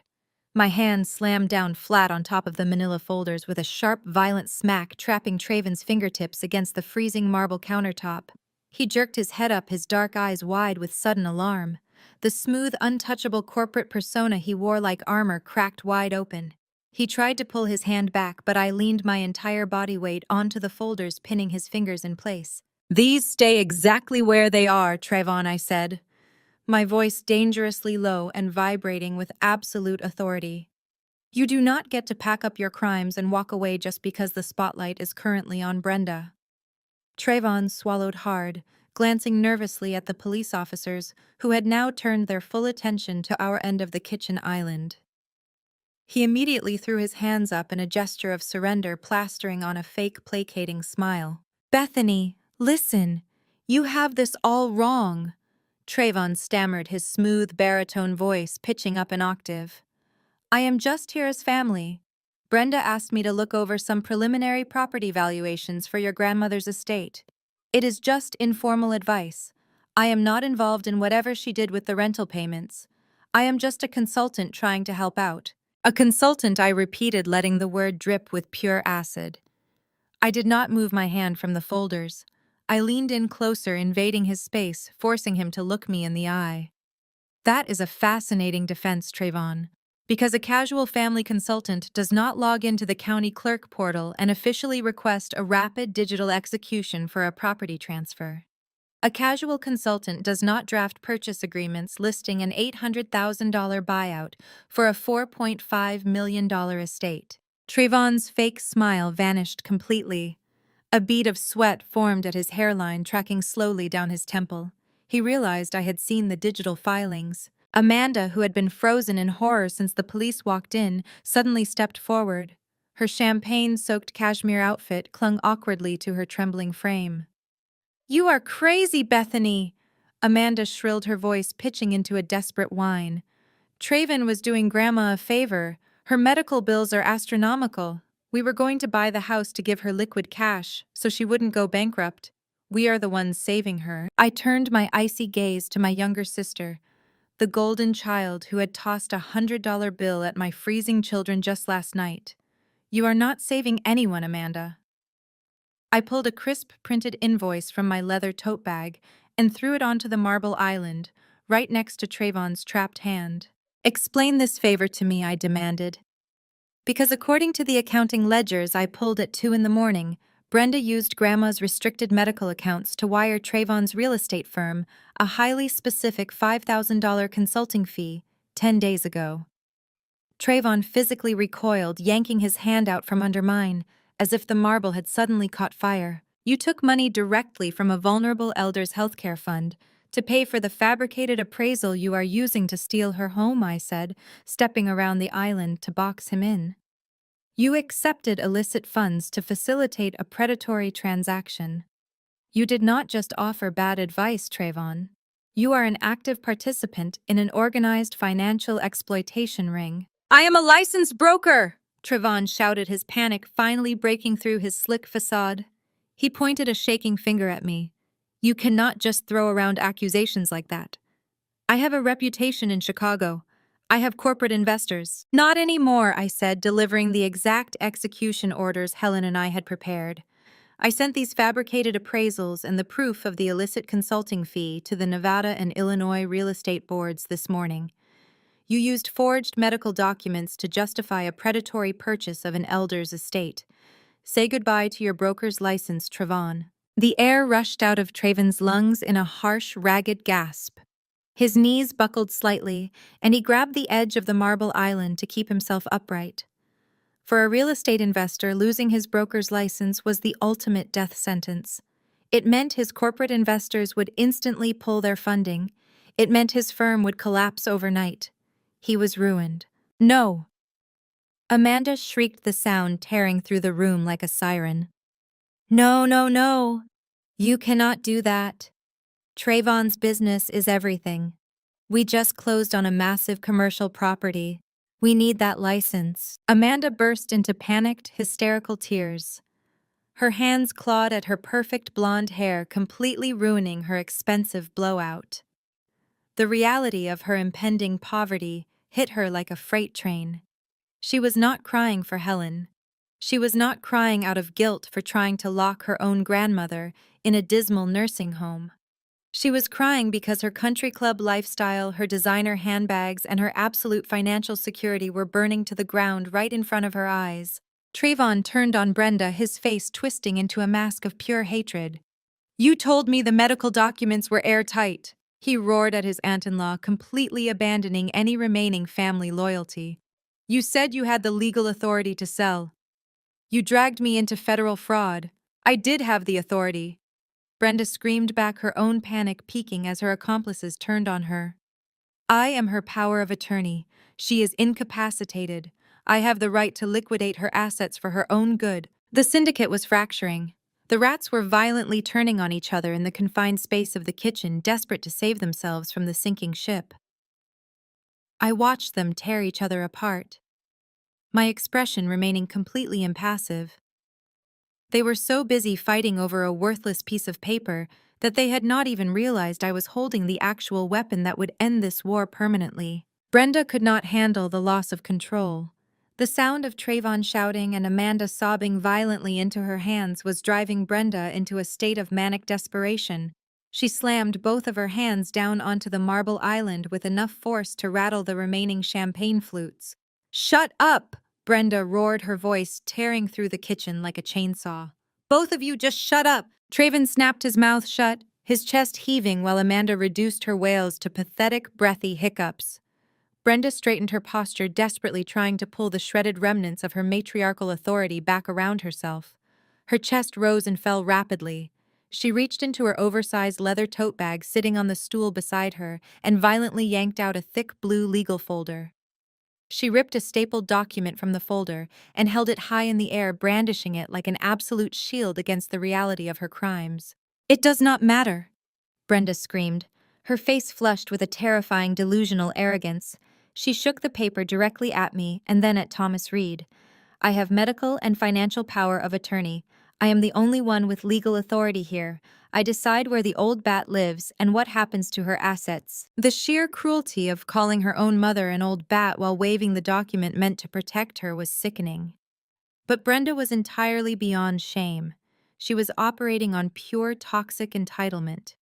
She genuinely believed that because a judge had temporarily granted her those rights based on fraudulent medical evaluations, she was effectively the undisputed dictator of Helen's existence. She thought a power of attorney was a blank check and a get-out-of-jail-free card all rolled into one. Brenda turned her manic energy away from Thomas and marched directly toward the two uniformed Nevada police officers standing by the entryway. She pointed a trembling manicured finger straight at Thomas Reed.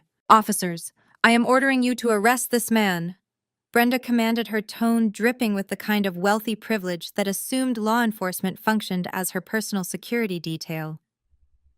"He is interfering with my legal rights as the designated power of attorney. He is harassing me and my family.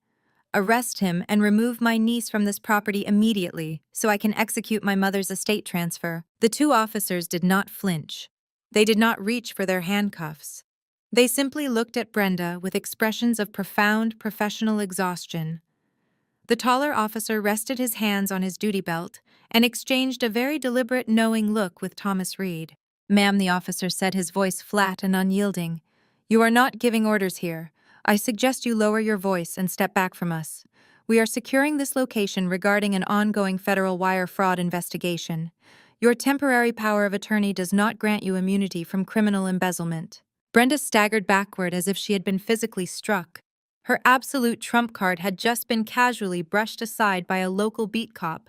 The protective bubble of her wealth and status was popping, leaving her exposed to the cold, harsh light of the criminal justice system. Panic, raw and suffocating, finally began to bleed through her arrogant facade. She spun around, her wild eyes searching the room for any remaining lifeline. Her gaze landed on the far corner of the kitchen, where my mother was actively trying to blend into the custom cabinetry. Susan was trembling violently. She had wrapped her arms around her own torso, her knuckles white as she gripped her cashmere sweater. She looked like a terrified child, rather than a 60-year-old woman who had conspired to steal her own mother's fortune. "Susan," Brenda barked, her voice cracking with desperation. "Susan, tell them Mother's mind is gone. Tell them we agreed on this. We agreed the facility was the only safe place for her, and that Trayvon buying the house was a blessing. Back me up." The entire room shifted its focus to my mother. This was Susan's moment of truth.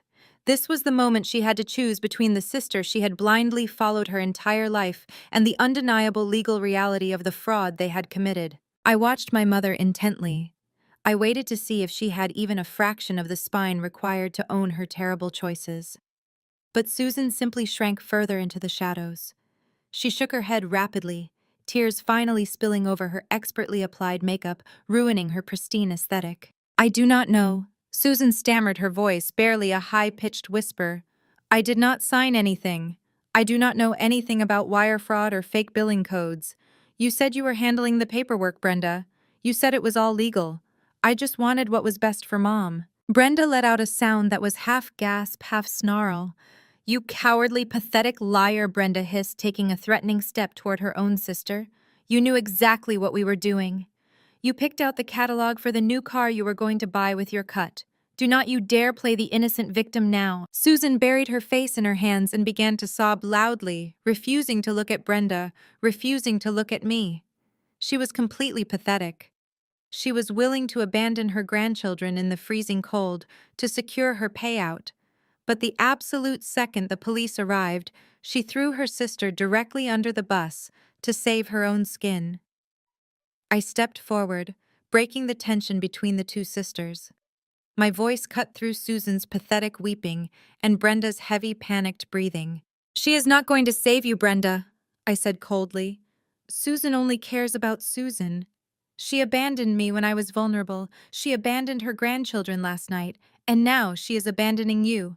You are entirely on your own." Brenda whirled back to face me, her chest heaving. She clutched the power of attorney document to her chest like a life preserver on a sinking ship. "You think you have won, Bethany?" she sneered, her voice dripping with venom. "You think a few fake medical bills and a rental payment are going to put me away? I still control her health care. I still control her primary accounts. Until a judge officially revokes this piece of paper, I hold all the power. I will drag this out in probate court for the next 10 years.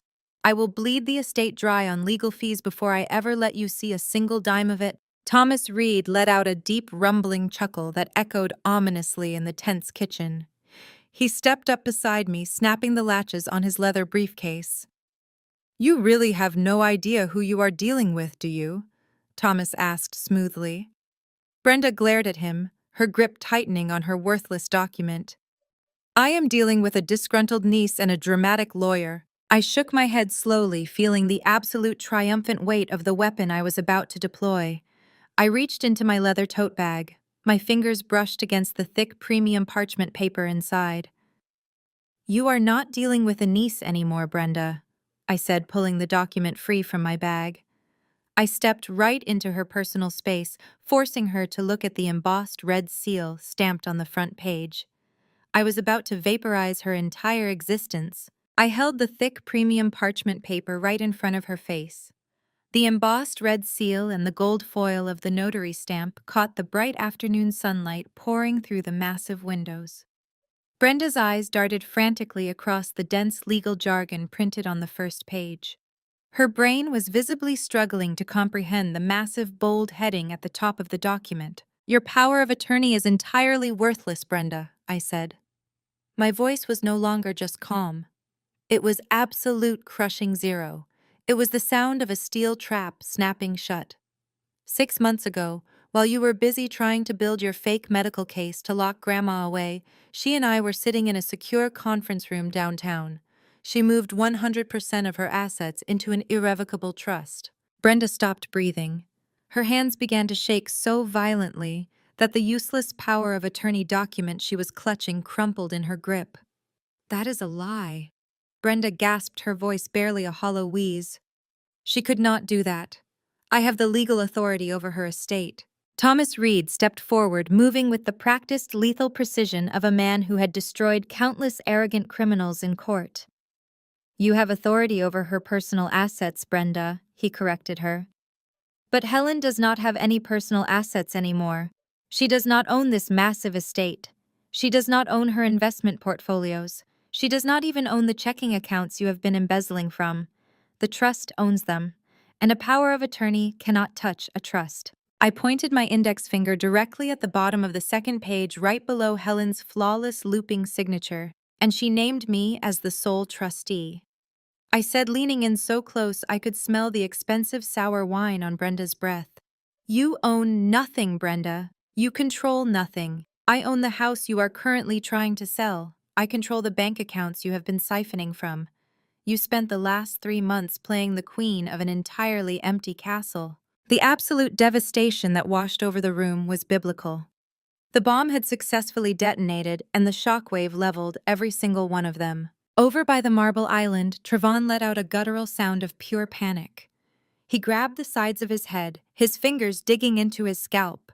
His sharp, calculating real estate brain had just caught up to the horrific legal reality of his situation. The fraudulent transfer deed he had uploaded to the county portal an hour ago was now officially a forged document attempting to sell property that belonged to a trust completely lacking the trustee's signature. That was not just a bad deal. That was felony title fraud. You let me upload a deed for a property you do not even own, Trevon screamed at Brenda, his voice cracking with unfiltered terror. His slick corporate demeanor was entirely gone. That is felony title fraud. The county clerk has my broker license number attached to that upload. You told me the title was clear. You told me you had the right to sell. I did. Brenda shrieked back, her eyes wild and bloodshot. She looked desperately at Thomas Reed. You manipulated her. You and this little ungrateful brat coerced a sick woman into signing her life away. I can get this thrown out in court. She has dementia. Thomas let out a deep rumbling laugh that sounded like thunder. I drafted that. Trust myself.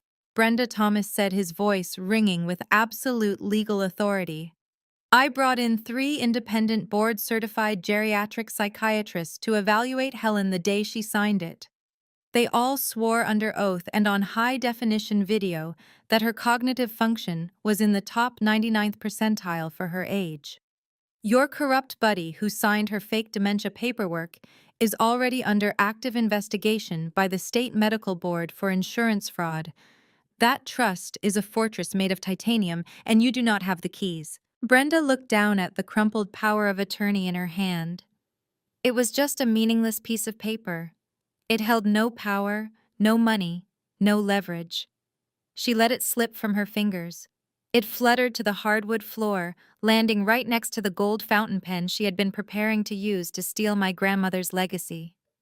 Her knees finally gave out and she slumped heavily against the kitchen counter, gasping for air, as her multi-million-dollar fantasy evaporated into thin air. Amanda was sobbing so hard she could not catch her breath. She was hyperventilating, her hands clutching the edges of the marble island to keep from collapsing onto the floor. The country club life was dead. The luxury cars, the designer wardrobes, the effortless, unearned wealth, it was all gone. Trevon glared at his wife with a look of absolute burning resentment. He realized in that exact moment that marrying into Amanda's family was not his ticket to generational wealth. It was his ticket to a federal indictment and the complete destruction of his professional career. You thought I was just the quiet, divorced failure you could push around? I said, my voice echoing clearly in the stunned silence of the kitchen. You thought my job checking medical billing codes was pathetic.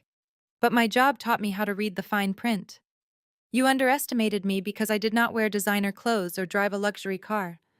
You threw my children out into the freezing night because you thought you held all the cards. I looked at the 2 police officers who were watching the entire scene with quiet, professional respect. They knew exactly what I had just done. I had executed a perfectly legal, completely devastating trap. True power does not need to show off, Brenda. I continued, letting my words sink deep into her shattered ego. True power is holding the master key while you are busy fighting over the spare change. You wanted a war over this family's assets. Well, you got one, and you lost. The total defeat in the room hung heavy, suffocating the last remnants of their arrogance. Brenda was a broken shell against the counter. Trevon was furiously texting on his phone, his hands shaking, as he desperately tried to contact his legal team. Amanda was simply weeping into the marble island. Out of this wreckage of shattered egos, the ultimate parasite finally made her move. My mother Susan slid off her plush velvet bar stool. Her movements were slow and trembling. The confident, wealthy matriarch facade she had worn so proudly just an hour ago had completely melted away. Her expensive mascara was smeared beneath her eyes, leaving dark, jagged streaks down her cheeks. She took a tentative step toward me, her hands clasped tightly together in a posture of desperate prayer. She always did this. Whenever the power dynamic shifted, Susan instinctively sought the strongest person in the room to hide behind. For decades, that person had been Brenda. Brenda provided the money, the status, and the direction, while Susan happily played the loyal follower, turning a blind eye to any cruelty as long as she got to ride in first class. Now that Brenda was legally and financially neutralized, Susan was attempting to latch on to me. Bethany, please. Susan whimpered, her voice cracking with manufactured vulnerability. She took another step, reaching out a trembling hand as if to touch my arm. I stepped back instantly, ensuring a solid foot of physical space remained between us. The subtle movement was a clear, undeniable boundary. My mother's hand dropped awkwardly back to her side. "Bethany, you have to listen to me," Susan pleaded, her eyes darting nervously toward the police officers, before locking back onto my face. "We are family. We did not know Trayvon's real estate deal was illegal. I swear to you, we had no idea. Brenda told us it was a standard legal procedure to protect the estate from taxes. She said Grandma was genuinely sick and needed the money. Amanda and I were just following her lead. We were just trying to do what was best for everyone. Do not do this to your sister and me." I stared at the woman who had given birth to me. I did not feel anger anymore. The fiery rage that had fueled my 16-hour drive and my late-night audit had completely burned out. What replaced it was a profound, chilling emptiness. I looked at her smeared makeup, her designer sweater, and her desperate, calculating eyes. I saw exactly what she was doing. She was attempting to rewrite history in real time, throwing Brenda to the wolves to secure a lifeboat for herself and her golden child Amanda. "You did not know it was illegal," I repeated, my voice flat and devoid of any warmth. "That is your defense, Mom. You are claiming ignorance of federal wire fraud as your moral high ground." "It is the truth," Susan sobbed, pressing a hand against her chest as if wounded. "I do not understand business like you and Brenda do. I just trusted my sister. You know how she is, Bethany. She bulldozes everyone. I was just caught in the middle. You cannot punish me and Amanda for Brenda's manipulation." "You were not caught in the middle," I said, my words dropping like anvils onto the polished hardwood floor. "You were an eager, willing participant. You did not ask questions because you did not care about the answers. You only cared about your cut of the profit. You wanted the payout so badly that you happily helped Brenda lock your own mother in a miserable state-run facility." "No," Susan cried, shaking her head vigorously. "I love my mother. I thought she was actually losing her memory. You did not visit her," once I countered sharply, cutting off her pathetic defense. "In 3 months, you did not make a single phone call or take a single trip to see her. You just cashed the checks Brenda threw your way and packed your bags for a luxury mountain vacation." Susan opened her mouth to argue, but no words came out. She was trapped in the inescapable logic of her own neglect. "But even if I could somehow forgive what you did to Grandma," I continued, my voice dropping to a low, lethal register, "I will never, ever forgive what you did last night." Susan flinched as if I had struck her. Her eyes widened with genuine fear as she realized where this conversation was heading. "I drove 16 hours with your grandchildren," I said, forcing her to hold my gaze. "They were exhausted, freezing, and crying.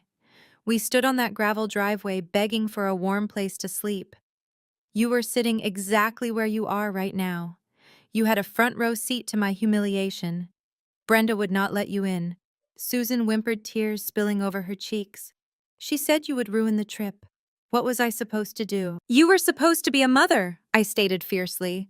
"You were supposed to be a grandmother. You were supposed to walk over to that door, push Brenda aside, and protect your family. But you did not. You sat there. You watched Amanda throw a crumpled $100 bill at my feet like I was a stray dog. You watched them throw your grandchildren out into the freezing night, and you drank your wine." Susan let out a strangled sob, covering her face with her hands. The brutal reality of her actions offered no shelter, no room for excuses. She had prioritized her own comfort over the safety of 3 innocent children. "You chose your side last night," I said, delivering the final severing blow. "You chose the money, the status, and the aesthetics. You let them treat my children like garbage because standing up for us would have cost you your free vacation." Susan lowered her hands, looking at me with pure, desperate devastation. "Bethany, please. I am your mother. I am so sorry. I can fix this. Just tell me what I need to do to fix this." I looked at her with absolute ice. There was no affection left in my heart, no lingering desire for her approval, and no hope for reconciliation. The toxic cord had been permanently cut. My family is in a motel down the mountain, I said, my voice echoing with devastating finality. You are just a woman I used to know. Susan let out a sharp, agonizing wail, a sound ripped directly from her soul. Her knees buckled and she collapsed onto the floor, her expensive cashmere sweater pooling around her on the hardwood. She reached out her fingers weakly, grasping at the hem of my coat, begging for a second chance that simply did not exist. I stepped back again, pulling my coat out of her reach. I did not offer her a hand. I did not offer a word of comfort. I simply looked down at the stranger weeping at my feet, feeling nothing but a profound, liberating relief. The heavy chains that had bound me to her approval for 34 years were finally broken. The heavy chains that had bound me to her approval for 34 years were finally broken. I stepped entirely around my weeping mother, leaving her crumpled on the floor, and turned my attention back to the men holding the actual authority in the room. The two Nevada police officers were watching the family meltdown with stoic professionalism. They had seen domestic disputes before, but the magnitude of the financial fraud hovering over this specific kitchen island clearly had their full attention. I walked over to Thomas Reed. The seasoned attorney stood tall, holding the thick leather briefcase that had just dismantled my aunt's entire criminal enterprise. Thomas, I said, keeping my voice loud enough for the entire room to hear. Let us clarify the exact terms of this vacation rental agreement. The $20,000 used to secure this mansion for the week was wired directly from Grandma Helen's medical emergency fund. Is that correct? That is absolutely correct, Bethany Thomas replied smoothly, producing the lease agreement from his file. The payment was processed via an electronic wire transfer originating from the trust account. And since Grandma Helen moved all her assets into an irrevocable trust 6 months ago and named me as the sole trustee, that means the trust is the legal entity holding the lease to this property.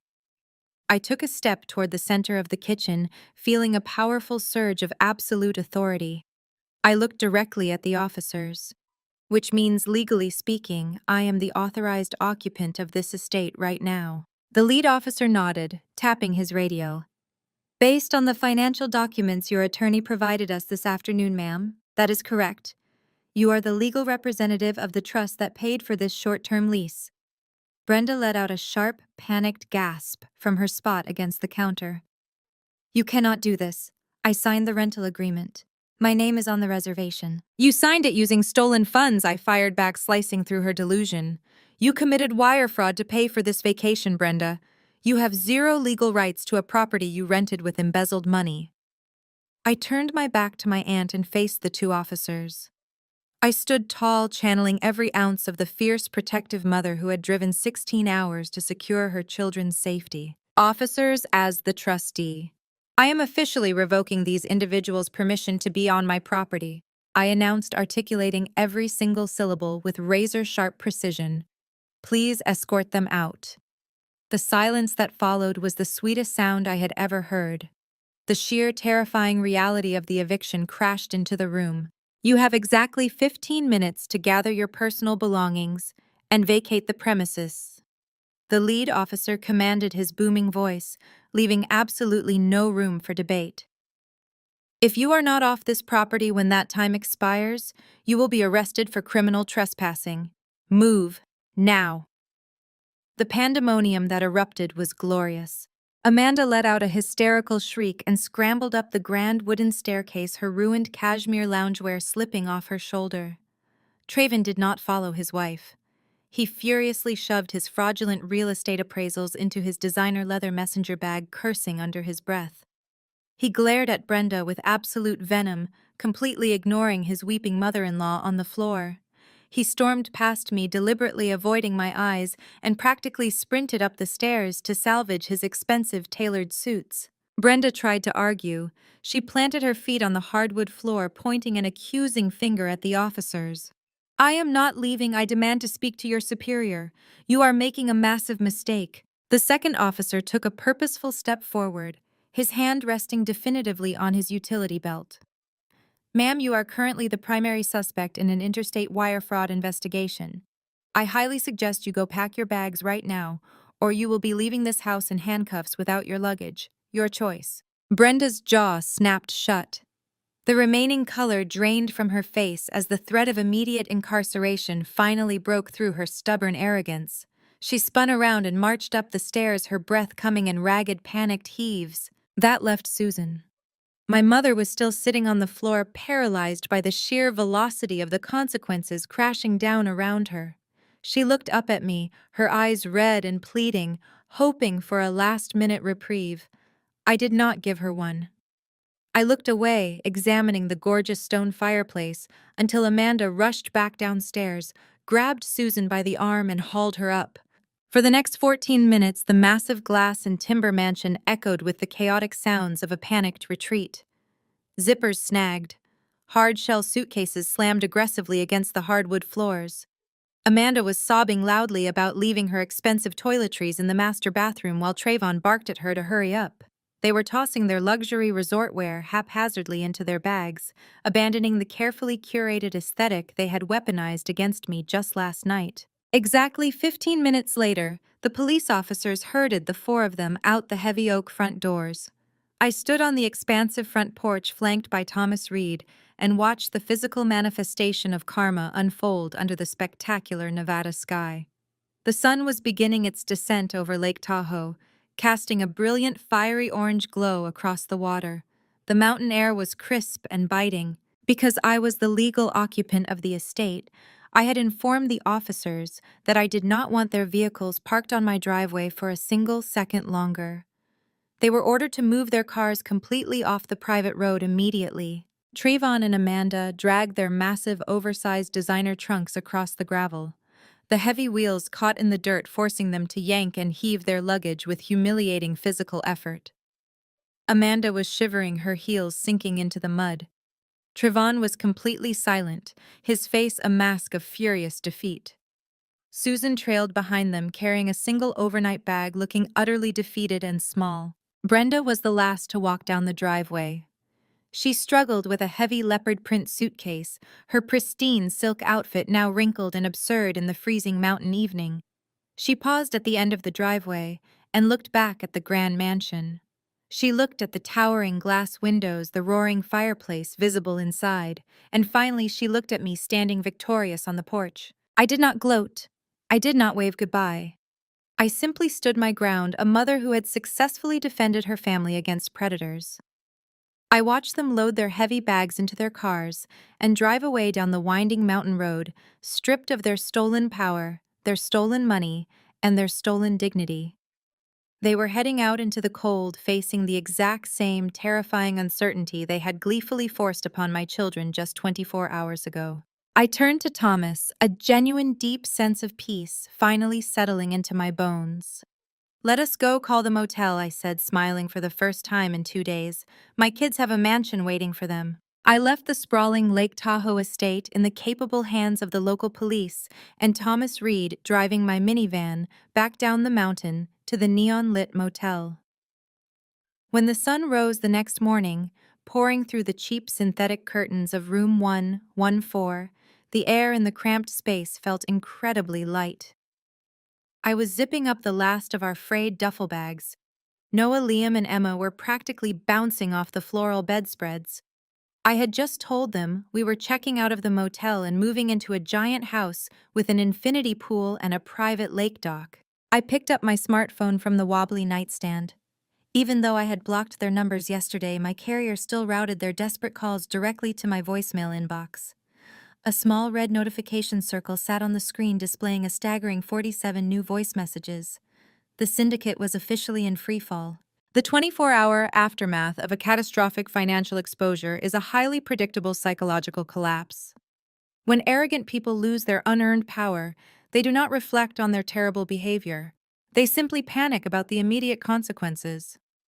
I sat on the edge of the creaky double bed watching my children gather their coloring books and tapped the screen to play the first message.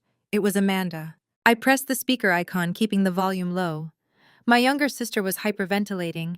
Her usual polished country club drawl was completely replaced by a raw, guttural panic. The audio captured the chaotic sounds of a busy airport terminal in the background.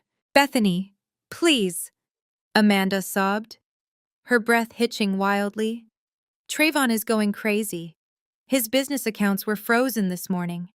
The bank flagged his entire commercial real estate portfolio pending a federal investigation. His primary corporate investors are already pulling their funding. We cannot even pay our mortgage this month. Please, you have to call the real estate board. Tell them it was a misunderstanding.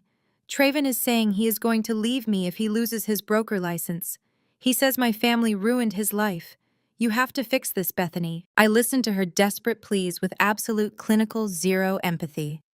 Amanda had tossed a crumpled $100 bill at my feet and told me to take my circus elsewhere because my crying child was ruining her aesthetic vibe. She was perfectly happy to profit from the fraudulent sale of our grandmother's estate, fully intending to use that stolen money to fund her designer lifestyle. Now her own circus was burning to the ground. Trayvon Ever, the ruthless opportunist, was already preparing to abandon his wife the second the illegal money stopped flowing. They deserved each other. I tapped the trash can icon. Delete. The next voicemail was from Brenda. The arrogant, untouchable matriarch who had weaponized a fake dementia diagnosis to steal millions was now completely unspooled. Bethany, listen to me, Brenda rasped. Her voice was completely devoid of its usual commanding boom, reduced to a terrified, raspy whisper. The police showed up at my Chicago residence this morning to execute a search warrant. My lawyer says the elder financial abuse and wire fraud charges carry mandatory federal prison time. I am 58 years old, Bethany. I will die in a federal penitentiary. I will pay back the $20,000 for the rental. I will pay back every single monthly transfer I took. Just tell Thomas Reed to drop the criminal charges. We are family. You cannot put your own aunt in a cage. Cannot put. I stared at the glowing screen of my phone. She still did not understand the reality of her situation. I was not putting her in prison. Her own overwhelming, unchecked greed was locking the cell door. She treated my brilliant, loving grandmother like a disposable asset, locking her in a miserable state, subsidized ward, just to fund luxury vacations and shell companies. White-collar criminals always believe they can simply pull out a checkbook and buy their way out of consequences once they are caught. But federal prosecutors do not care about family apologies. They care about wire fraud. I tapped the screen. Delete. Finally, there was Susan. My mother's voicemail was the most pathetic defining audio recording of them all. Bethany, honey, it is Mom. She sniffled, her voice echoing in what sounded like a public restroom. Brenda completely lost her mind last night. She kicked me out of the rental car at a gas station outside Reno. She blamed me for not stopping you. She said I was useless. I do not have a flight booked until tomorrow, and my credit card was declined because it was linked to Brenda's account. Can I please come stay at the mansion with you and the kids, just for one night? I am your mother, Bethany. You cannot leave me stranded here. I closed my eyes, letting the absolute bitter irony wash over me. Less than 48 hours ago, she had sat on a plush velvet bar stool, drinking expensive champagne while Brenda refused to let my freezing children inside. She had watched me carry Emma back to a cold minivan and had not spoken a single word in my defense. She had abandoned her own grandchildren to protect her free luxury vacation. Now she wanted the exact warmth, protection, and shelter she had so ruthlessly denied her own family. There is a distinct difference between vengeance and justice. Vengeance is striking back out of pure anger. Justice is simply allowing a toxic person to experience the exact same environment they happily created for someone else. Susan chose to align herself with a financial predator, and the predator had turned on her the absolute second the ship started sinking. I did not text her back. I did not wire her money for a hotel room. I did not offer her a sliver of comfort. Delete. I cleared the voicemail inbox entirely. The digital trash can emptied permanently, erasing their frantic, self-serving apologies from my life. They were no longer my problem. They were the legal system's problem now. I dropped my smartphone into my professional leather tote bag and stood up from the bed. "All right, guys," I said, turning to my kids with a massive, genuine smile that reached all the way to my eyes. "Grab your backpacks. We are officially checking out of this place. We have a private dock and a giant house waiting for us. Noah grabbed Liam's hand and Emma cheered, hoisting her small backpack onto her shoulders. We walked out of room 114, leaving the stale cigarette smoke and the rattling heater behind, forever. I loaded my children into the minivan, the morning sunlight warming the dashboard. I put the car in drive and steered us back toward the majestic snow-capped mountains. We were going to enjoy our hard-earned vacation, and then we were going to execute the most important mission of all. We were going to rescue Grandma Helen. We spent 3 blissful days at the Lake Tahoe mansion. Noah, Liam, and Emma swam in the heated infinity pool, roasted marshmallows in the massive stone fireplace, and experienced the exact kind of carefree joy my family had tried to steal from them. But as beautiful as the mountain retreat was, my heart remained tethered to a dismal state-run nursing facility back in Illinois. I could not truly rest until the true matriarch of our family was sleeping under a safe roof. On the morning of the 4th day, we packed our bags. The 16-hour drive back across the country felt entirely different this time. We were not a vulnerable family driving toward an ambush. We were a highly motivated extraction team heading straight for our final target. Thomas Reed had flown back to Chicago shortly after the eviction to finalize the legal paperwork and coordinate the rescue. When I pulled my dusty minivan into the cracked asphalt parking lot of the Sunset Pines Care Facility, Thomas was already waiting by the front entrance. He stood next to his black town car holding a thick leather briefcase looking like an absolute force of nature. Sunset Pines was exactly as depressing as I remembered. The exterior brick was stained, the landscaping was dead, and the lobby smelled heavily of industrial bleach mixed with boiled cabbage. It was a holding cell for the forgotten, a place Brenda had chosen specifically because nobody asked questions as long as the monthly checks cleared. I gripped Emma's small hand, motioned for Noah and Liam to stay close, and walked through the automatic sliding doors with Thomas matching my stride. The receptionist, a tired woman in faded green scrubs, glanced up from her computer monitor.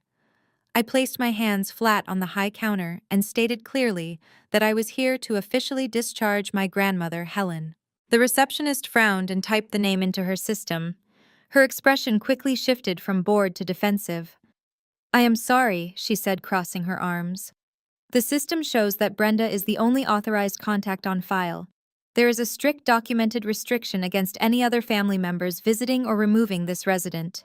You need to leave." The commotion caught the attention of the facility director. He hurried out of his cramped back office, smoothing the lapels of his cheap gray suit. He looked at me, then at Thomas, assessing the threat level. "I am the director here," he announced, puffing out his chest in an attempt to assert authority. "My receptionist is correct. Brenda holds the medical power of attorney. She was very clear that Helen is suffering from severe cognitive decline and poses a flight risk.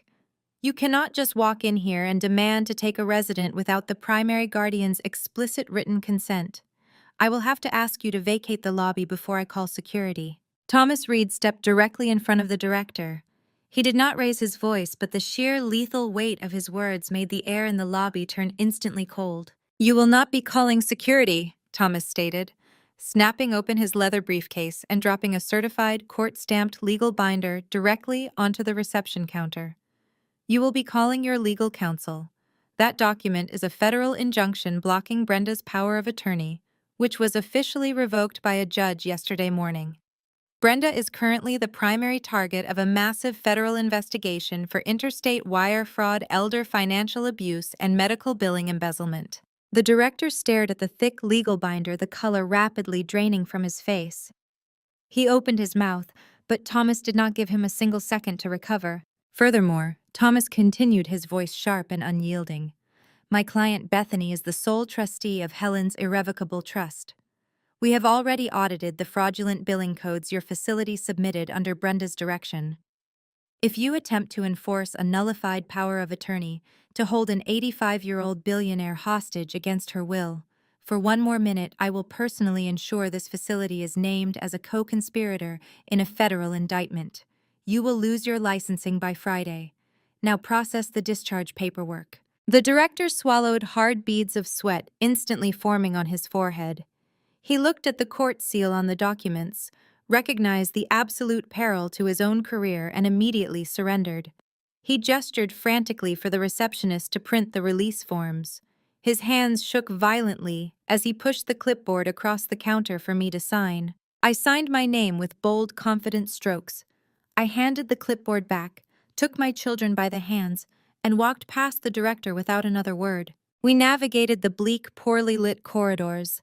The scuffed linoleum floors squeaked under our shoes. We passed open doors where elderly residents sat staring blankly at muted televisions. It fueled the fiery anger in my chest, knowing my brilliant, sharp-witted grandmother had been forced to endure this sensory deprivation for 3 agonizing months. We reached room 204.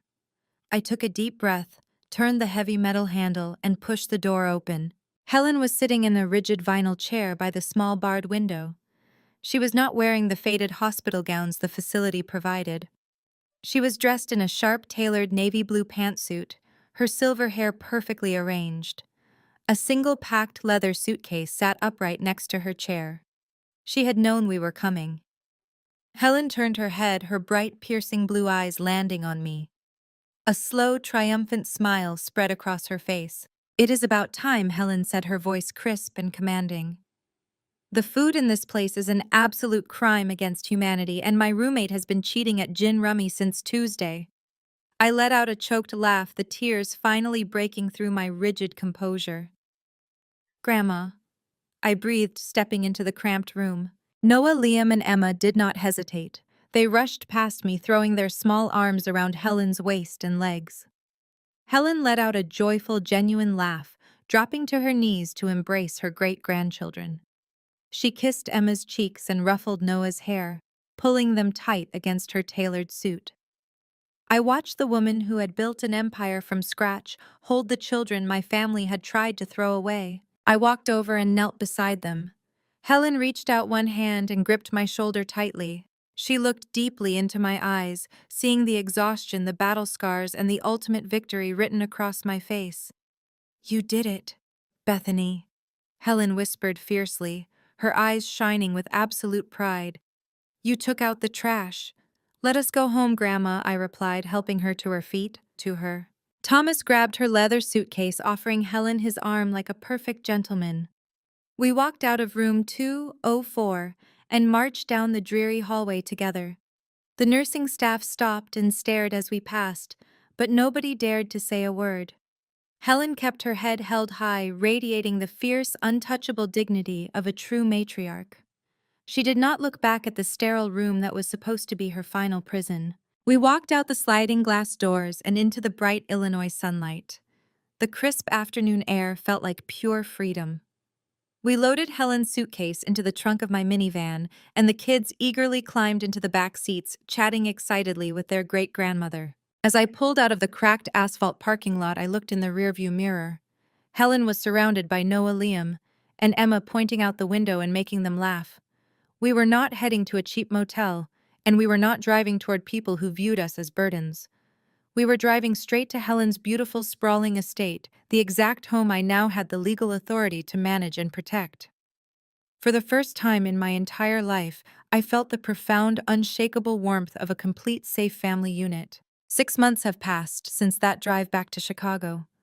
Today, the afternoon sun casts a golden glow across the expansive, manicured lawns of Helen's estate. I am sitting on the wrap-around porch, holding a steaming mug of tea, letting the gentle breeze wash over me. Down by the custom-built treehouse, Noah and Liam are staging an epic water balloon battle, their uninhibited laughter echoing through the towering oak trees. Emma is sitting cross-legged on a picnic blanket nearby, attempting to teach Helen how to weave a daisy chain. Helen, at 85 years old, looks radiant, sharp-witted, and vibrantly alive. Watching them, I feel a profound, quiet serenity that I never thought possible. My medical billing audit business is now operating out of a beautifully renovated sunroom on the first floor of the mansion. I work entirely on my own terms. As the sole trustee of Helen's irrevocable trust, I manage the estate's finances with rigorous transparency and absolute ethical precision. We have established new philanthropic funds, investing in local community programs, while ensuring Helen's personal wealth remains an impenetrable fortress. I still hunt ghosts in financial ledgers, but now I do it from a position of absolute, undeniable security. The syndicate that tried to destroy us did not just fail, they completely obliterated their own lives. Trevon's arrogant gamble cost him everything. When the Nevada and Illinois real estate boards reviewed the fabricated appraisals and the illicit $5,000 consulting fee drawn from an elder's medical fund, the swiftness of his professional execution was breathtaking. They stripped his broker license permanently. Once the news hit the Chicago financial sector, his corporate investors panicked and rapidly liquidated their backing. The community he had relied on to build his empire completely blacklisted him for his predatory actions against a vulnerable senior citizen. Trayvon went from a high-rolling real estate shark to an unemployable liability overnight. The second the illicit money stopped flowing, Amanda filed for divorce. The golden child who once tossed a crumpled $100 bill at my freezing children suddenly found herself fighting in court over the remaining scraps of a ruined portfolio. Without Trayvon's income, and without the multi-million-dollar payout she had banked on from Helen's estate, Amanda had to sell her designer handbags, her jewelry, and her luxury cars just to cover her aggressive divorce attorneys. She currently lives in a tiny, noisy apartment on the outskirts of the city, utterly isolated from the country club society she valued more than her own niece and nephews. Brenda faced the most devastating reckoning of all. The federal prosecutors were absolutely merciless with the wire fraud and elder financial abuse charges. Faced with the overwhelming digital evidence I had handed to Thomas Reed, Brenda's high-priced defense lawyers told her she was looking at a guaranteed lengthy federal prison sentence. To avoid spending her twilight years behind bars, Brenda accepted a brutal plea deal. She avoided the heavy prison time, but the required financial restitution and massive federal fines forced her into total humiliating bankruptcy. Her Chicago residence was seized and liquidated. Her luxury vehicles were auctioned off. The arrogant matriarch who tried to lock her own mother in a miserable facility now lives in a highly restricted low-income housing complex. She is utterly disgraced, and her former wealthy friends actively cross the street to avoid being seen with her. And then there is my mother, Susan. When Brenda's fraudulent empire collapsed, Susan's financial lifeboat sank right along with it. Brenda was bankrupt, Amanda was drowning in divorce debt, and Trayvon was professionally radioactive. For the first time in her 60 years, Susan had no one's coattails to ride. She was forced to confront the cold, harsh reality of the world she had previously mocked. Susan now works 40 hours a week at a minimum-wage retail job in a busy suburban mall. She spends her days folding discounted sweaters and standing on her aching feet for 8 hours a shift, taking orders from managers half her age. It is a stark, punishing contrast to the cashmere loungewear and premium wine she prioritized over her family. Susan has tried to contact me multiple times. She sends thick, tear-stained letters begging for a second chance, pleading to see her grandchildren, and claiming she has finally changed. I do not read them. I do not reply. I write "return to sender" across the unopened envelopes and drop them back into the mail. I established a concrete, impenetrable boundary the night she watched my children get cast out into the cold. You do not get to abandon us in the dark and then demand a seat at the table when we finally find the light. I take a sip of my warm tea as Helen walks up the porch steps, brushing a stray blade of grass from her tailored slacks.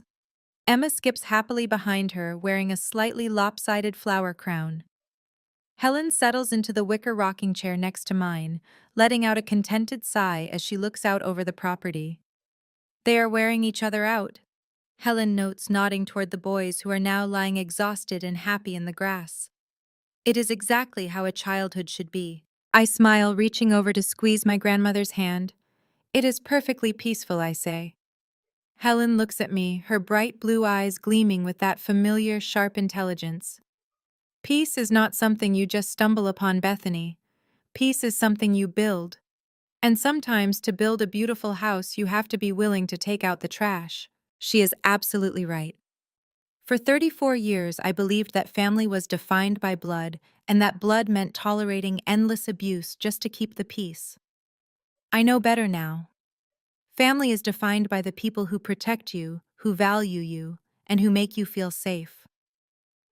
As I sit on this beautiful porch, surrounded by the laughter of my children and the fierce love of the woman who empowered me to fight back, I know I have finally found my real family. We took back our power, we secured our future, and we are never letting anyone take our peace away again. The powerful story of Bethany teaches us a vital lesson. Blood does not automatically entitle someone to a place in your life. True family is built on a foundation of mutual respect, safety, and unwavering protection, not exploitation or conditional love. Bethany's journey illustrates that establishing ironclad boundaries is not an act of cruelty, but a necessary step for survival and healing. We must find the courage to cut toxic ties, taking back our power to protect our peace and our children. Have you ever had to establish strict boundaries to protect your peace? Share your experiences and comment below.